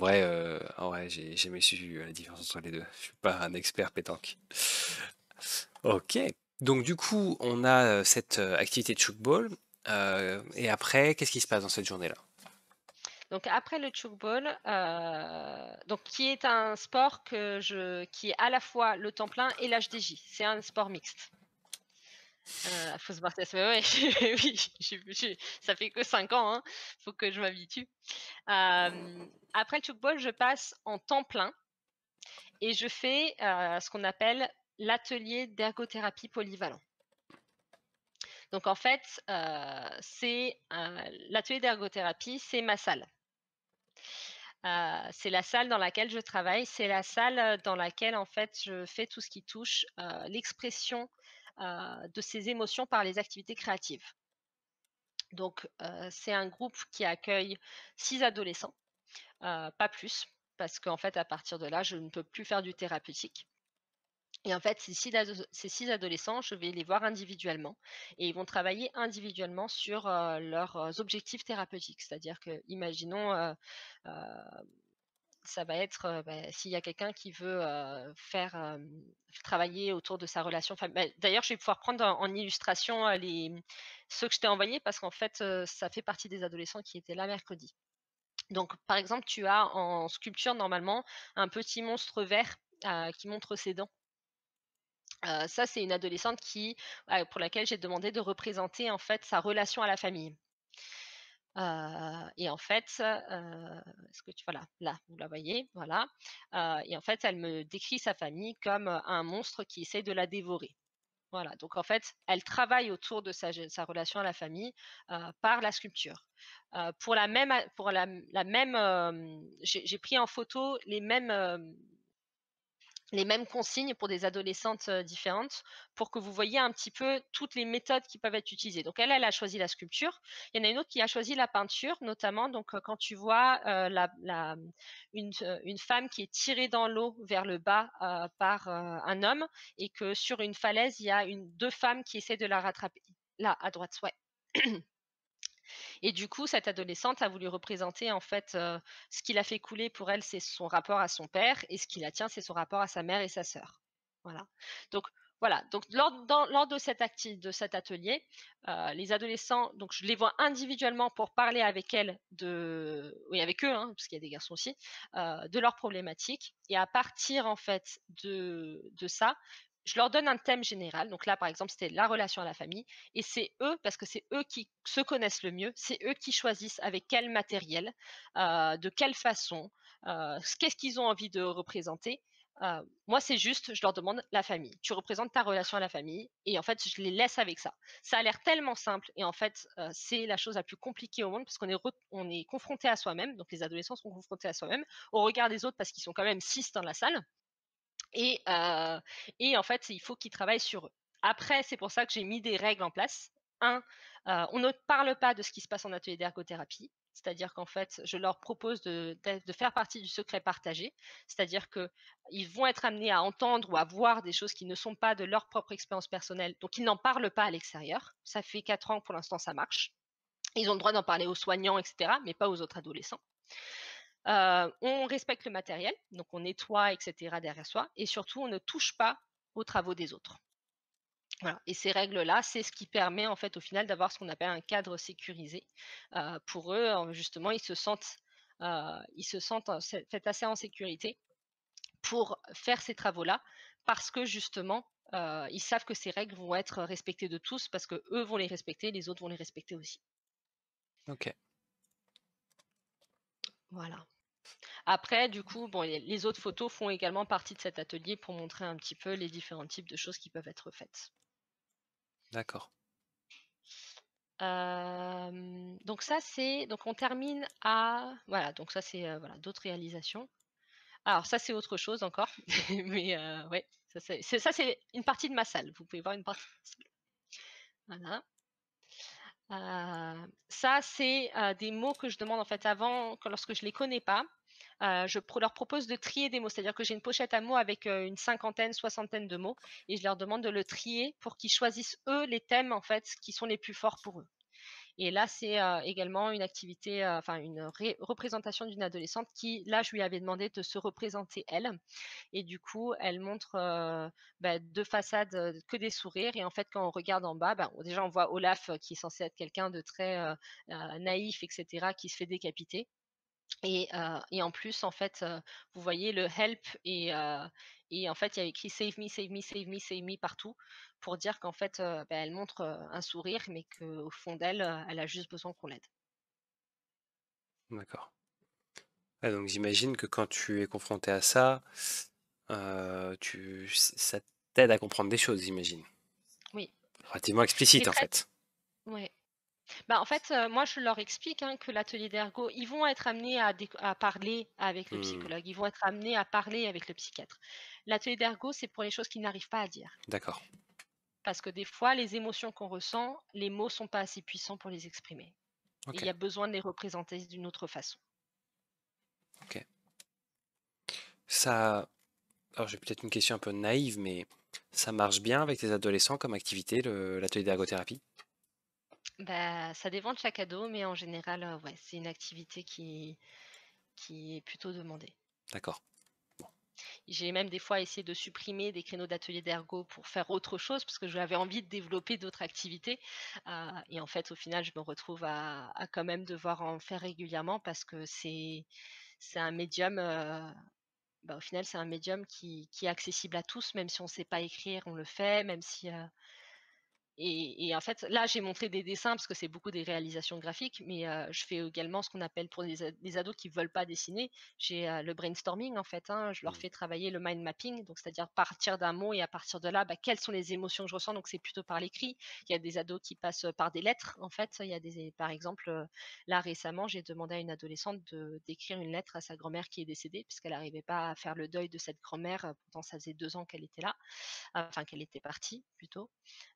Voilà, ça passe par plein de médiums. Là, j'ai essayé de vous représenter le plus de choses, en le moins de photos, mais ça passe voilà, c'est ça qui est magique un peu avec l'atelier d'ergo polyvalent, c'est que c'est polyvalent. Heu et du coup, on peut vraiment utiliser c'est juste son imagination qui est la limite. On va dire ça comme ça. Je tiens à te remercier, Kimia, pour cet effort-là, d'avoir amené des photos. Donc, En sachant alors à savoir, j'ai demandé l'autorisation des adolescents. Je leur d'accord. ai bien dit, je leur ai expliqué, ce que c'était. Et je leur ai demandé si je pouvais les prendre en photo, en sachant que, je n'allais pas parler de qui ils étaient, voilà. Donc Ok, ça, je tiens vraiment à le préciser. top. En tout cas, merci pour ça, parce que là, on se représente vraiment ce qui se passe en atelier, et au-delà des paroles, on a quelques éléments qui nous permettent de projeter. Tu vois, on a beaucoup de réactions, hein, qui comprennent, en fait, enfin, qui se rendent compte de la puissance de l'art, enfin, de ce que ça représente, et la manière dont tu l'expliques derrière, voilà, c'est top. Donc, merci d'avoir fait cet effort-là. Je demande en fait à chaque fois à mes invités, si je peux avoir des photos pour essayer de comprendre un peu le contexte ou comment ça se passe. Et donc, c'est ce qu'on a là. Et je trouve ça hyper chouette. Alors, une fois que tu as fait cet atelier-là, Alors, qu'est-ce qui se à passe? midi.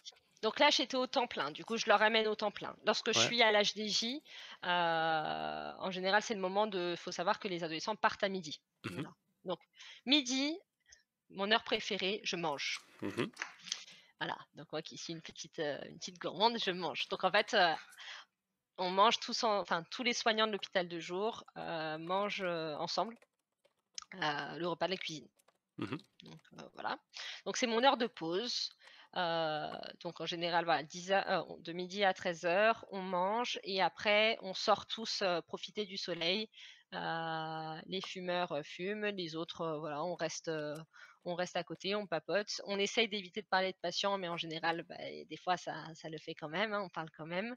Hem et on profite, en fait, c'est vraiment notre moment de détente et de pause. Ok. Ça termine à 13 heures. Et en général, donc là, le mercredi, qu'est-ce que j'ai fait à 13 heures? Ah oui, 13 heures, c'est mon moment soit de bilan, Donc on a ce qu'on appelle moi, le bilan d'ergothérapie que je fais, c'est lorsque, en fait, comment expliquer ça? Lorsque des adolescents rentrent en hôpital de jour, chaque soignant les voit en individuel pour faire un bilan, donc de sa profession. Le psychomotricien fait les bilans psychomoteurs, la psychologue le fait un entretien, l'éducateur spécialisé et l'assistante sociale font un bilan social et éducatif. Et moi, du coup, je les vois et je fais un bilan. Donc, c'est pas les bilans de tout ce qui touche le cognitif, etc. C'est un bilan en fait où ils ont des cartes avec toutes les activités de la vie quotidienne, donc que ça soit fréquentation des lieux publics, que ça soit l'école, que ça soit le lieu de vie, que ça soit la famille, mais ça peut également être tout ce qui touche à la sexualité, à l'amitié, la connaissance, les relations amoureuses, voilà.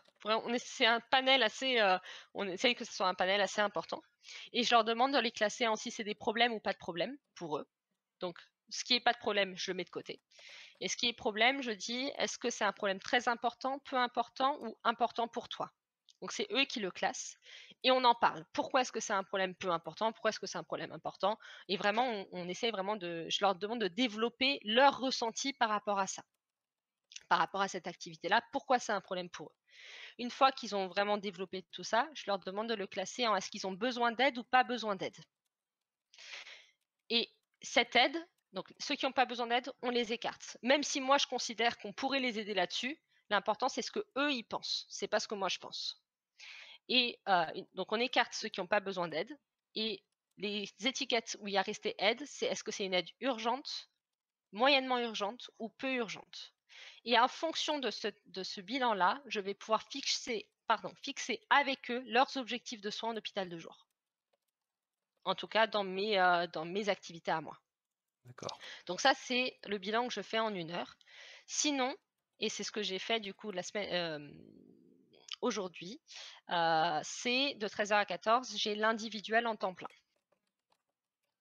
Alors, l'individuel en temps plein, c'est très souvent, il y a des adolescents, surtout en temps plein, qui ont besoin de s'exprimer sans le regard des autres, qui ont besoin de faire des choses où il y a besoin d'être seul. Et c'est l'image du coup de la. Alors aujourd'hui, par exemple, c'est une adolescente qui a vécu une agression sexuelle et qui, du coup, a voulu recréer en fait les marques de là où en fait son agresseur l'a touchée. Parce qu'elle se sentait sale et que même aujourd'hui, en fait, elle n'arrive pas à toucher son corps, elle a l'impression qu'il est toujours sale. Et du coup, avec de la peinture, elle a reproduit en fait les gestes. Et ensuite, elle est allée se doucher et elle a physiquement vu les marques s'en aller. Ça marche pour certains ados. Donc pour elle, par exemple, elle m'a verbalisé à la fin que ça lui avait fait beaucoup de bien.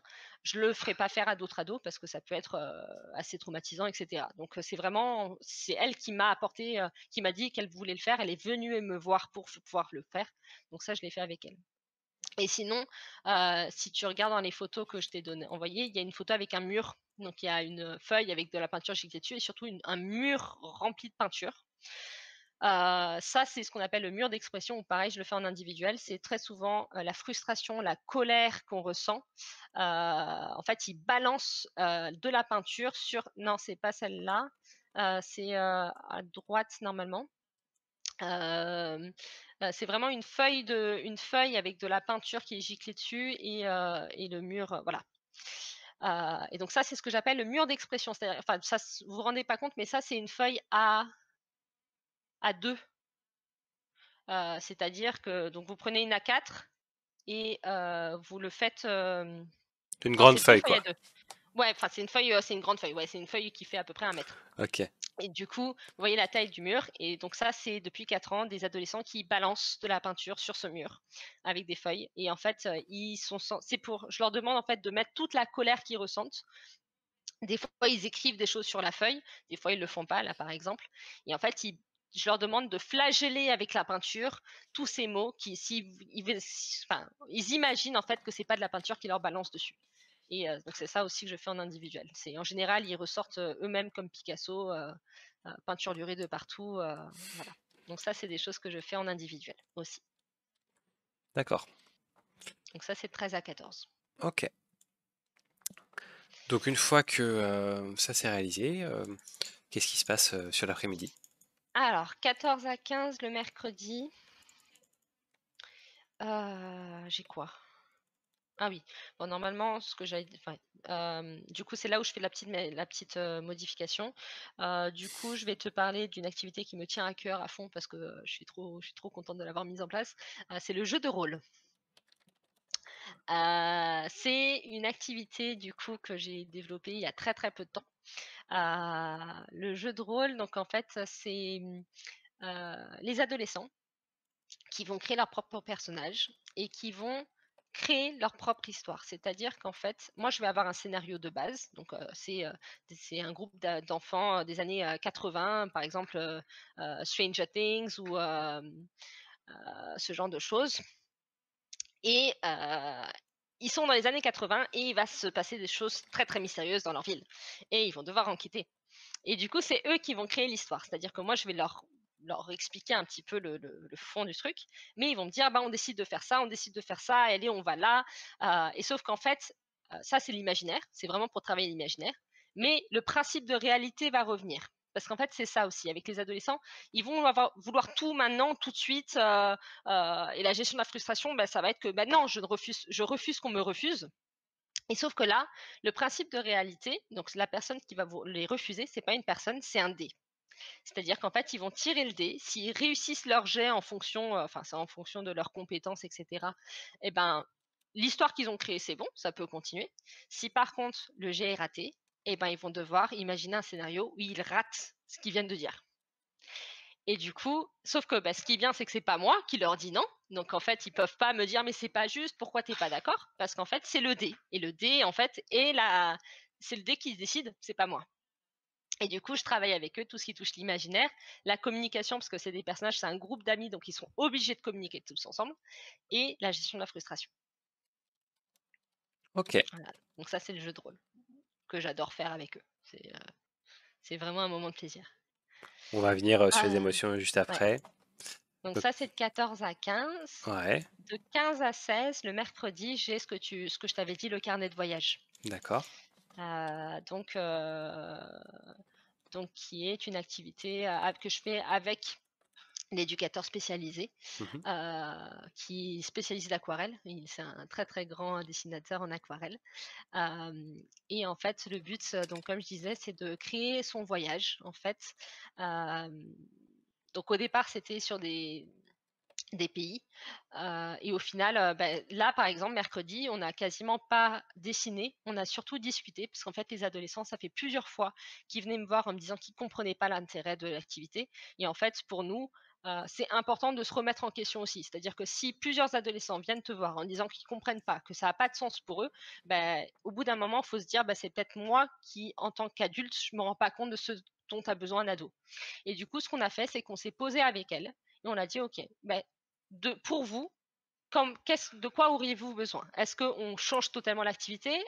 Et en fait, d'elles-mêmes, elles ont pu dire, en fait, on aime bien l'idée d'un voyage, mais on ne veut pas que ça soit un voyage géographique. On veut que ça soit un voyage mental. D'accord, Et du coup, on a recréé les règles de l'activité avec elles. d'accord.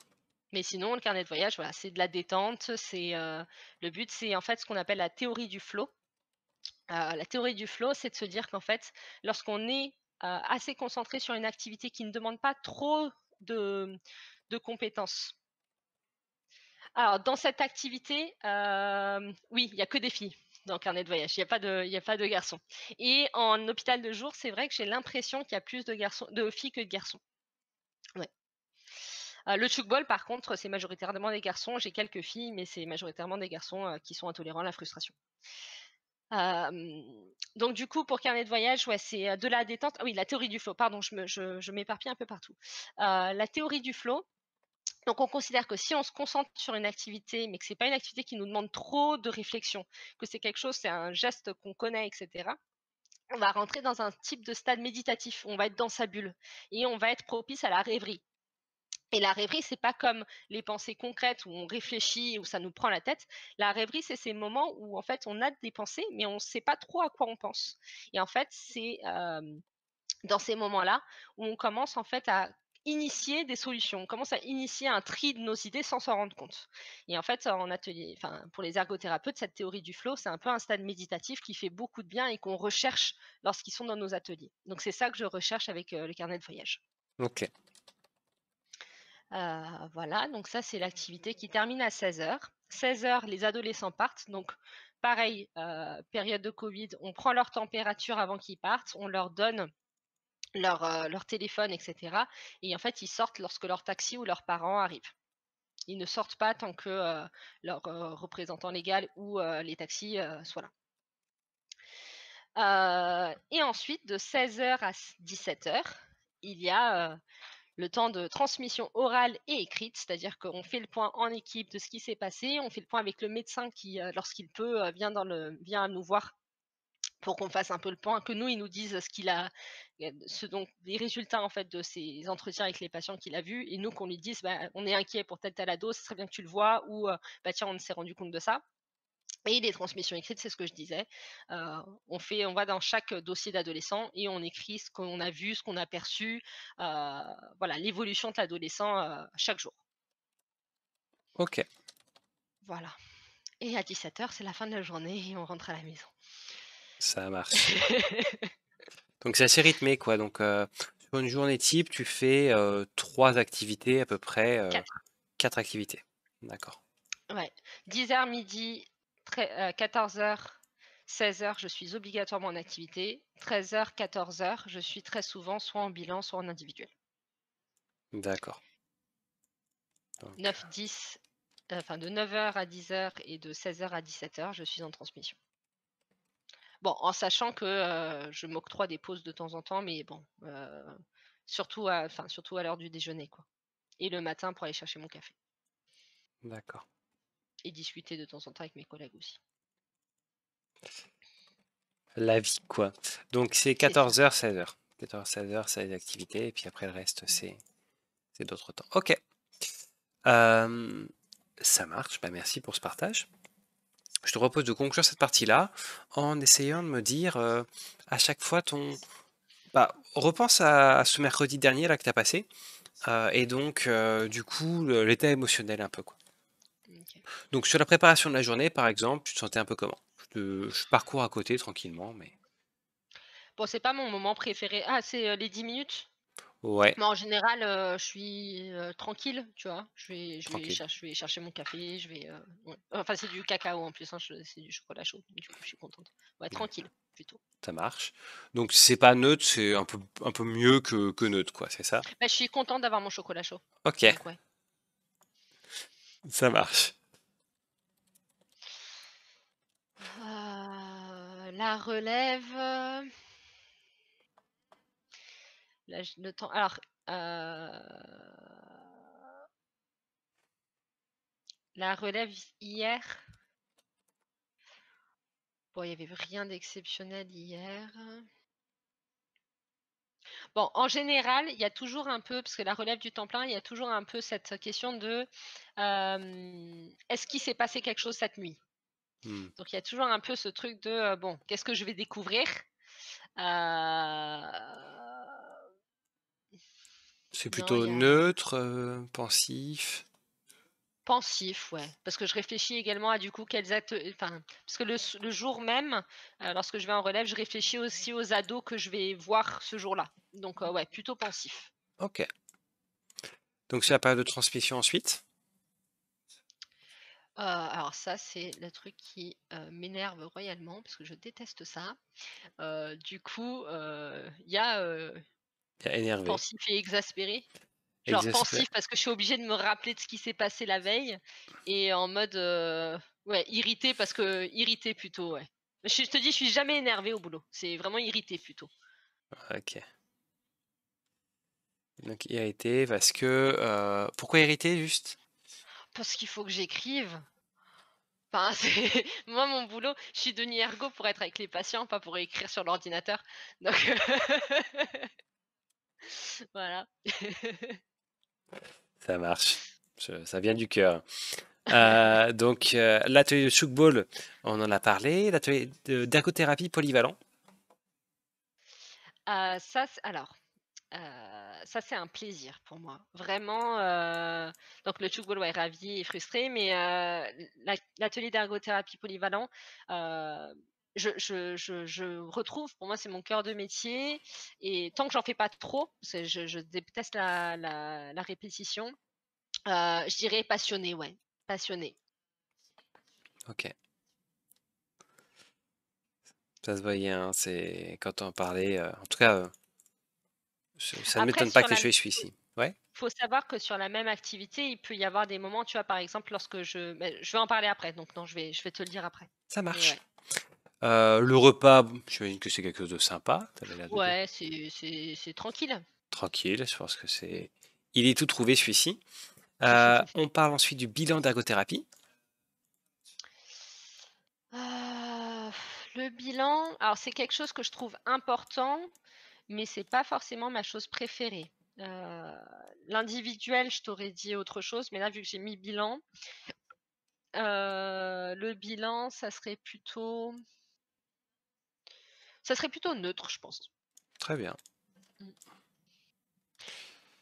Neutre parce qu'après, je sais que je vais avoir au moins 1 heure de retranscription derrière, donc c'est positif parce que je vois l'ado et c'est vraiment négatif parce que ça va me demander un boulot monstre que je fais souvent chez moi au final parce que j'ai même pas le temps de le faire au boulot. D'accord, je vois. C'est le Coxmo. Alors, l'activité jeu de rôle, du coup. Ah ça je suis passionnée. Alors ça, c'est trop bien. Non, même pas passionnée, vas-y, je regarde un peu ce que Vas-y, vas-y. tu as, mais j'ai besoin de voir les persos du coup, enfin les bonhommes. Donc je vous dis dès que je vois les bonhommes. Heu Amusée. Ouais, je suis amusée pour voir un peu, quels vont être les rebondissements que les ados vont me donner, il y a plein de fois en fait, bah, là par exemple la dernière fois c'était sur les loups-garous et en fait je voulais pas leur dire quel était le monstre et en fait, bah, ma tête en l'air tease, habituelle au bout d'un moment je leur dis: «Non mais du coup vous allez le trouver ce loup-garou ou pas?» et puis, beh, voilà. Donc les ados m'ont regardé et ils m'ont dit: «Bah Kimia tu es trop nulle quoi». Donc voilà. Et ouais c'est plutôt amusant, un moment amusant. Carnet de voyage, c'est un moment de détente. Alors, oui, de détente, mais mercredi, ça ne l'était pas. Donc, c'est là où je vais pouvoir te le dire. Donc, carnet de voyage, en général, c'est de détente. Mais là, en fait, hier, il y a une adolescente, et c'est ça les rebondissements de la journée, c'est que nos activités sont prévues, mais les états des ados ne le sont pas. Et là, ce qui s'est passé, c'est qu'en fait, au moment où j'ai dit aux ados, ben, on y va, j'ai une ado que je ne trouvais pas et qui était aux toilettes. Mais elle était pas aux toilettes parce qu'elle avait besoin d'aller aux toilettes, elle était aux toilettes pour se cacher. Et en fait, au final, je ne suis arrivée en carnet de voyage que 40 minutes après, parce qu'en fait, j'ai passé 40 minutes à faire un entretien avec elle, à essayer de la rassurer, à, justement être à l'écoute et en fait, au final, les autres ados sont partis avec l'éducateur spécialisé et moi, je suis restée avec elle. Mais, à lui faire un peu, de l'humour, par exemple, je lui dis: «Mais qu'est-ce qu'on fait? On passe l'heure aux toilettes ensemble?» Voilà, à lui faire de l'humour pour essayer de la réassurer. Mais c'est vrai que du coup, là, par exemple, j'étais pas stressée parce que je savais que, voilà, elle allait pas bien, mais que je savais que ça allait se calmer et en effet, une fois qu'elle est allée à l'activité, ça s'est très bien passé. Donc ça serait un mélange de ennuyé et ouais, plutôt ennuyé à ce moment-là. Après ça dépend, il y a des fois on sera préoccupé, il y a des fois on sera stressé. Mais là, hier, c'était plutôt un côté ennuyé de me dire, «Bah zut, je sais que si je l'amène dans cette activité, ça ira mieux» et en fait, elle était dans le refus, et en plus je me disais: «Mais je suis censée» j'avais dit aux autres ados qu'on allait rediscuter de l'activité, donc voilà, il y a tout ça en fait en tête. D'accord. Voilà.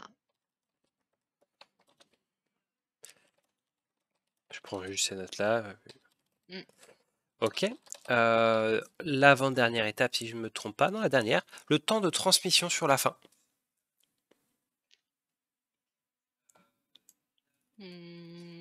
Neutre. Pareil, c'est bien lorsque il y a des fois où, par exemple, je me dis: «C'est pas grave, je le ferai demain matin». Du coup, là, je suis plutôt assise avec mes collègues à discuter et là, du coup, c'est plutôt positif et lorsque je le fais à l'écrit, c'est plutôt négatif. Du coup, je vais mettre neutre. Ok. Eh bien, écoute, merci pour cette expérience. Est-ce qu'il y a des choses... Alors moi, il y a une chose que j'aimerais juste préciser.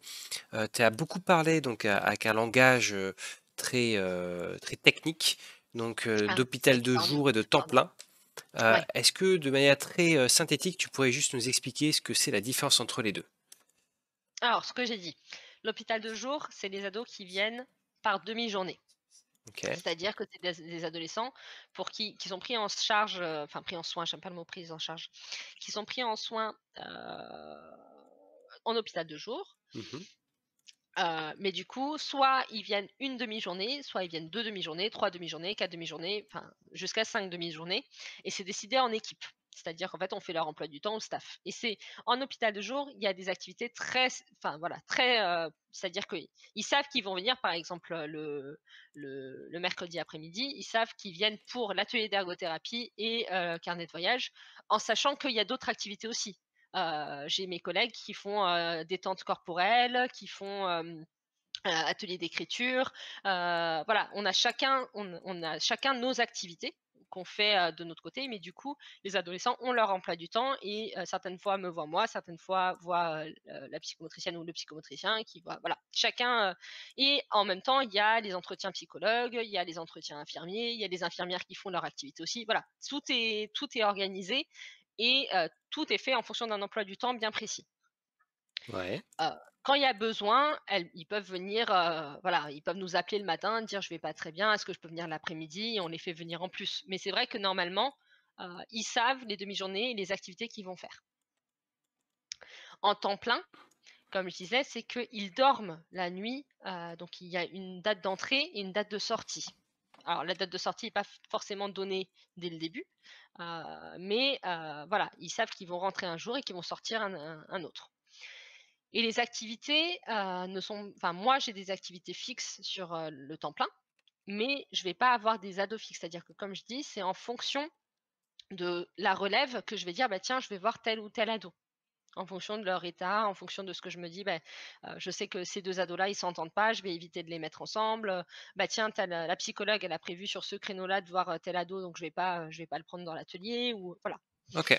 Heu et en fait, en général, c'est pour des adolescents qui sont en crise, mais on gère pas l'urgence, donc ce n'est pas de l'urgence, mais c'est des adolescents pour qui, en fait, l'état de santé mérite d'être observé 24 heures sur 24, que ça soit pour une raison de traitement, que ça soit parce que c'est difficile à la maison, que OK. voilà. Donc temps plein, ça sera peut-être des cas plus difficiles que l'hôpital de jour.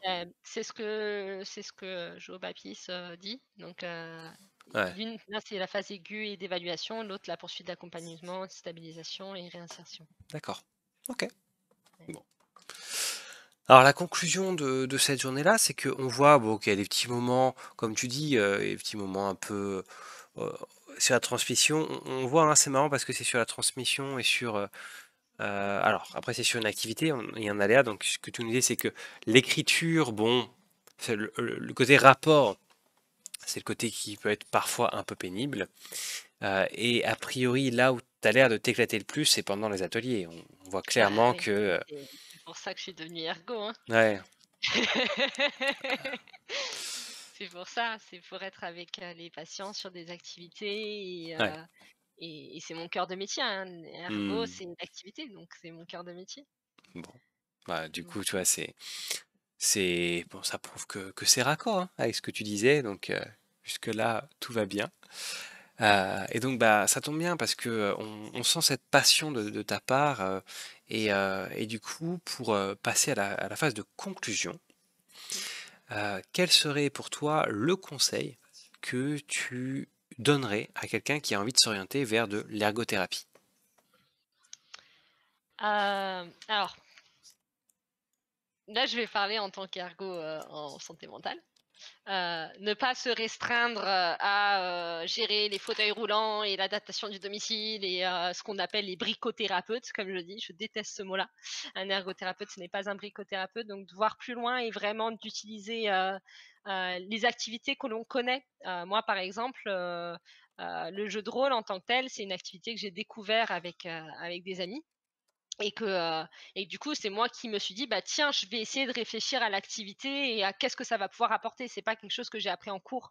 Et en fait, du coup, vraiment se dire avoir confiance dans les choses qu'on fait et que même si c'est quelque chose qui est pas forcément accepté ou connu ou quoi que ce soit, bah, de se faire confiance là-dessus, sur les activités qu'on fait et sur sa capacité à analyser les activités. de regarder du coup plus loin que juste l'anatomie et de pas se dire, «Beh, si je suis ergo, je suis obligée d'aller, dans la rééducation et les orthèses et les machins». Non, une ergothérapeute, voilà, enfin c'est ça peut aller plus loin que ça.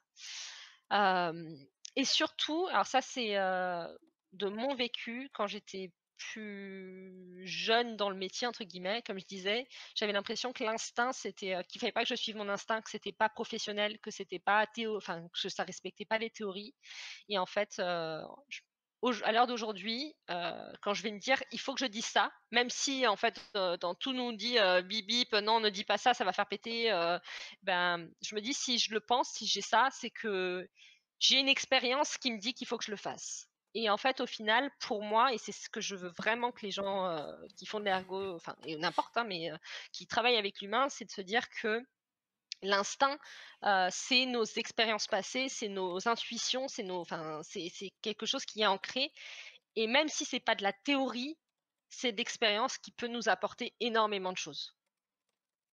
Donc de suivre son instinct. Bah, c'est très clair en tout cas. Petite question, est-ce qu'une expérience map comme celle-ci peut être une activité intéressante avec des adolescents? Ah, voilà, on a cette activité-là que tu viens de découvrir. Ouais. Hem, alors, je pense que ça serait pas inintéressant.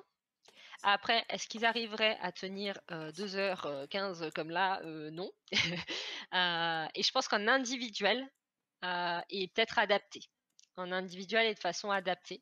Mais ça pourrait, hein, ça pourrait être intéressant. Après, il faut à chaque fois rendre la chose ludique. Les adolescents ont ce besoin-là, hein. Ouais, je comprends.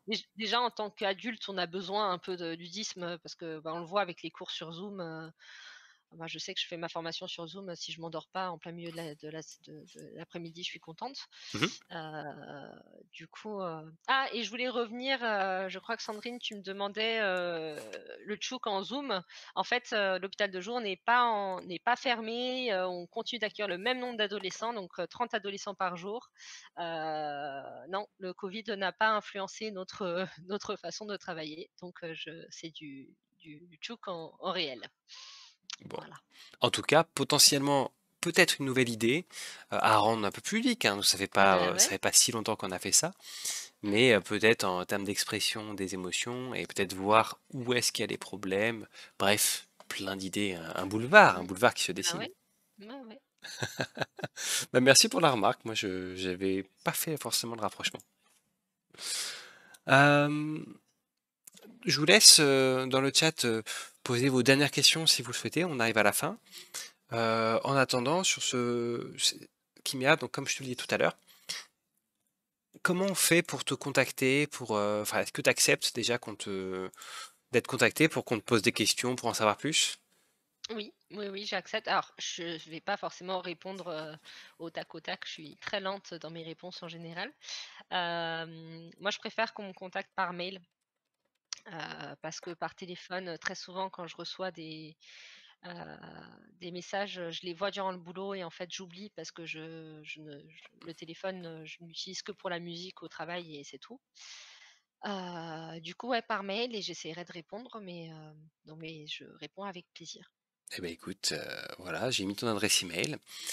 Euh, et donc, avant de nous séparer, j'aimerais savoir un petit peu, comme ça laisse un peu aux retardataires la possibilité de poser leur dernière question. Je peux vous donner son numéro de téléphone. Je peux cacher cette info, ne t'inquiète pas. Euh, attention, je peux bannir du chat, j'ai tous les droits. Euh, donc, je voulais savoir, toi, Kimia, ce que tu as pensé un peu de cette interview, si ça va, si tu as réussi à être à l'aise. On en avait parlé un tout petit peu au début, Ouais. un peu Alors en le mode verre de vin a débrief. bien aidé. Ouais. Bon, j'avoue qu'au tout début, je tremblais, ça se voyait peut-être pas, mais j'étais un peu tremblotante, parce que malgré, le fait que je dise que c'est mon aperçu, je pense que ça s'est entendu, hein, que j'arrêtais pas de répondre, c'est mon point de vue, c'est ma façon de voir et cetera. Je déteste avoir des mauvaises réponses et du coup, l'idée de donner des mauvaises idées, des mauvais principes, des mauvaises théories. Ça me frustrait, enfin ça me faisait très peur en fait. Donc ça ouais. Après, c'est super plaisant de voir en fait, les gens interagir sur le chat, ça aide énormément. Donc merci, merci beaucoup à tous, parce que du coup, on se sent, bah, ça montre que ça intéresse et qu'on parle pas dans le vide et donc ça m'a fait du bien aussi. Hem et après bon, j'ai la chance de te connaître, quand même assez, donc ça aurait été une autre personne, ça aurait été la catastrophe, je pense. J'aurais été là en mode: «Ah!» mais là, c'est cool et surtout, c'est ce que je disais, à des amis là, tout à l'heure, qui m'ont souhaité bonne chance, c'est que si ça peut aider un minimum à développer ce métier, je le fais, quoi. Comme j'ai dit, les ergos sont pas forcément très, loquaces sur, ce qu'on fait parce que, je pense que c'est toujours des personnes très, qui sont dans leur métier. Très souvent, on est ergo parce qu'on aime ce qu'on fait. C'est comme tu dis, c'est un métier qui se connaît pas. Donc si on tombe dedans et qu'on décide d'aller dans cette école, c'est que, on en a envie. Hem, mais du coup, c'est vrai on va plutôt se concentrer sur le travail qu'on fait et pas penser à à ce qu'on peut partager. Et je me suis dit: «Si ça peut permettre de partager un tout petit peu, j'ai fait un petit peu mon travail». Donc finalement, c'est une interview de conviction. C'est, Ouais. pour Ah et pouvoir sinon j'aurais agir pas accepté. agir Sinon là-dedans. j'aurais pas accepté. Ah, c'est top. Alors, bah, à titre d'information, cette interview-là, derrière, moi, je la monte, donc je la mets en diffusion sur, ma chaîne YouTube, notamment aussi, j'écris un article qui va essayer de résumer, une partie de l'interview. Il y a le quart d'heure émotion qui reste en vidéo et puis on a l'expérience map. Donc cette expérience map, c'est un outil moi que j'utilise, dans mon activité, qui permet en fait de représenter, donc à la base c'est pas juste pour une personne, c'est pour un ensemble de personnes, mais qui permet de représenter le parcours émotionnel. Et au final, on utilise des techniques qui sont semblables, alors que on a des métiers qui sont différents.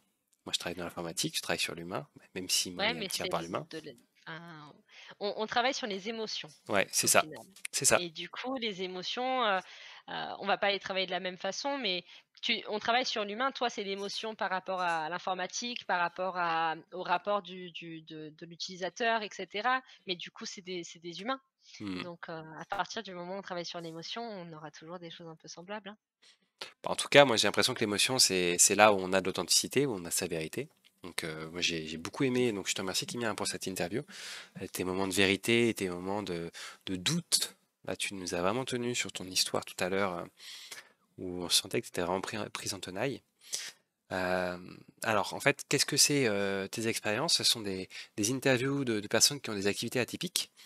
On a vu en fait ce que j'ai pu faire. Donc, on a fait une interview autour avec un prof de beatbox, avec une écrivaine, avec un chercheur, entre autres. La semaine prochaine, on risque d'avoir un financier, quelqu'un qui investit de l'argent dans dans des entreprises, dans des associations, ce genre de choses. Donc on va être vraiment sur un secteur complètement différent. J'essaye de trouver des activités que j'appelle atypiques, en tout cas qui sont relativement rares, pour essayer de proposer ce contenu-là. Si jamais vous en avez, si vous connaissez des gens que vous considérez qui ont des activités atypiques, bah, je serais ravi que vous me disiez de voir si je peux les interviewer. Euh, et, euh, et puis voilà, si je voulais continuer à voir ce contenu-là, vous pouvez suivre cette chaîne Twitch, même pour ceux qui découvrent, si vous le souhaitez. Euh, et, euh, et donc je vais continuer un petit peu ça. Enfin, je continue, donc c'est tous les jeudis, c'est cette interview sur les activités atypiques. Voilà. Kimia, je te laisse le mot de la fin. Ouais. Je Ah, continuerai après, moi, c'est à discuter un petit peu avec les gens, mais je te laisse le mot de la fin pour ce soir. mmh, rester, Alors, je voulais essayer de faire philosophique, mais j'oublie parce qu'en fait, du coup, merci beaucoup à tous ceux qui ont répondu à mon petit appel, sur Facebook. C'est comme je vous ai dit, ça me fait trop, trop, trop plaisir. Ceux qui n'ont pas envie de me laisser en suspense par rapport à vos pseudos, hésitez pas, même si j'ai des doutes sur certains d'entre vous, genre des gros, gros doutes, hésitez pas à me le dire, que ça soit sur le chat ou par message, sur mon téléphone. Et honnêtement, enfin, moi, merci à toi, Antoine, parce que, parce que c'était super intéressant et super enrichissant, pour moi aussi. Donc, voilà. Bah écoute, le plaisir est partagé. Et sur ces belles paroles, bah, je te souhaite une excellente soirée. Donc je continue à streamer, si jamais vous voulez continuer à discuter. Voilà, on va passer maintenant en mode discussion autour de ça, on va débriefer ensemble, hein, si vous voulez. Et donc, Kimia, je te laisse retourner à Ouais. tes activités. Ciao, Allez, ciao. ciao, salut.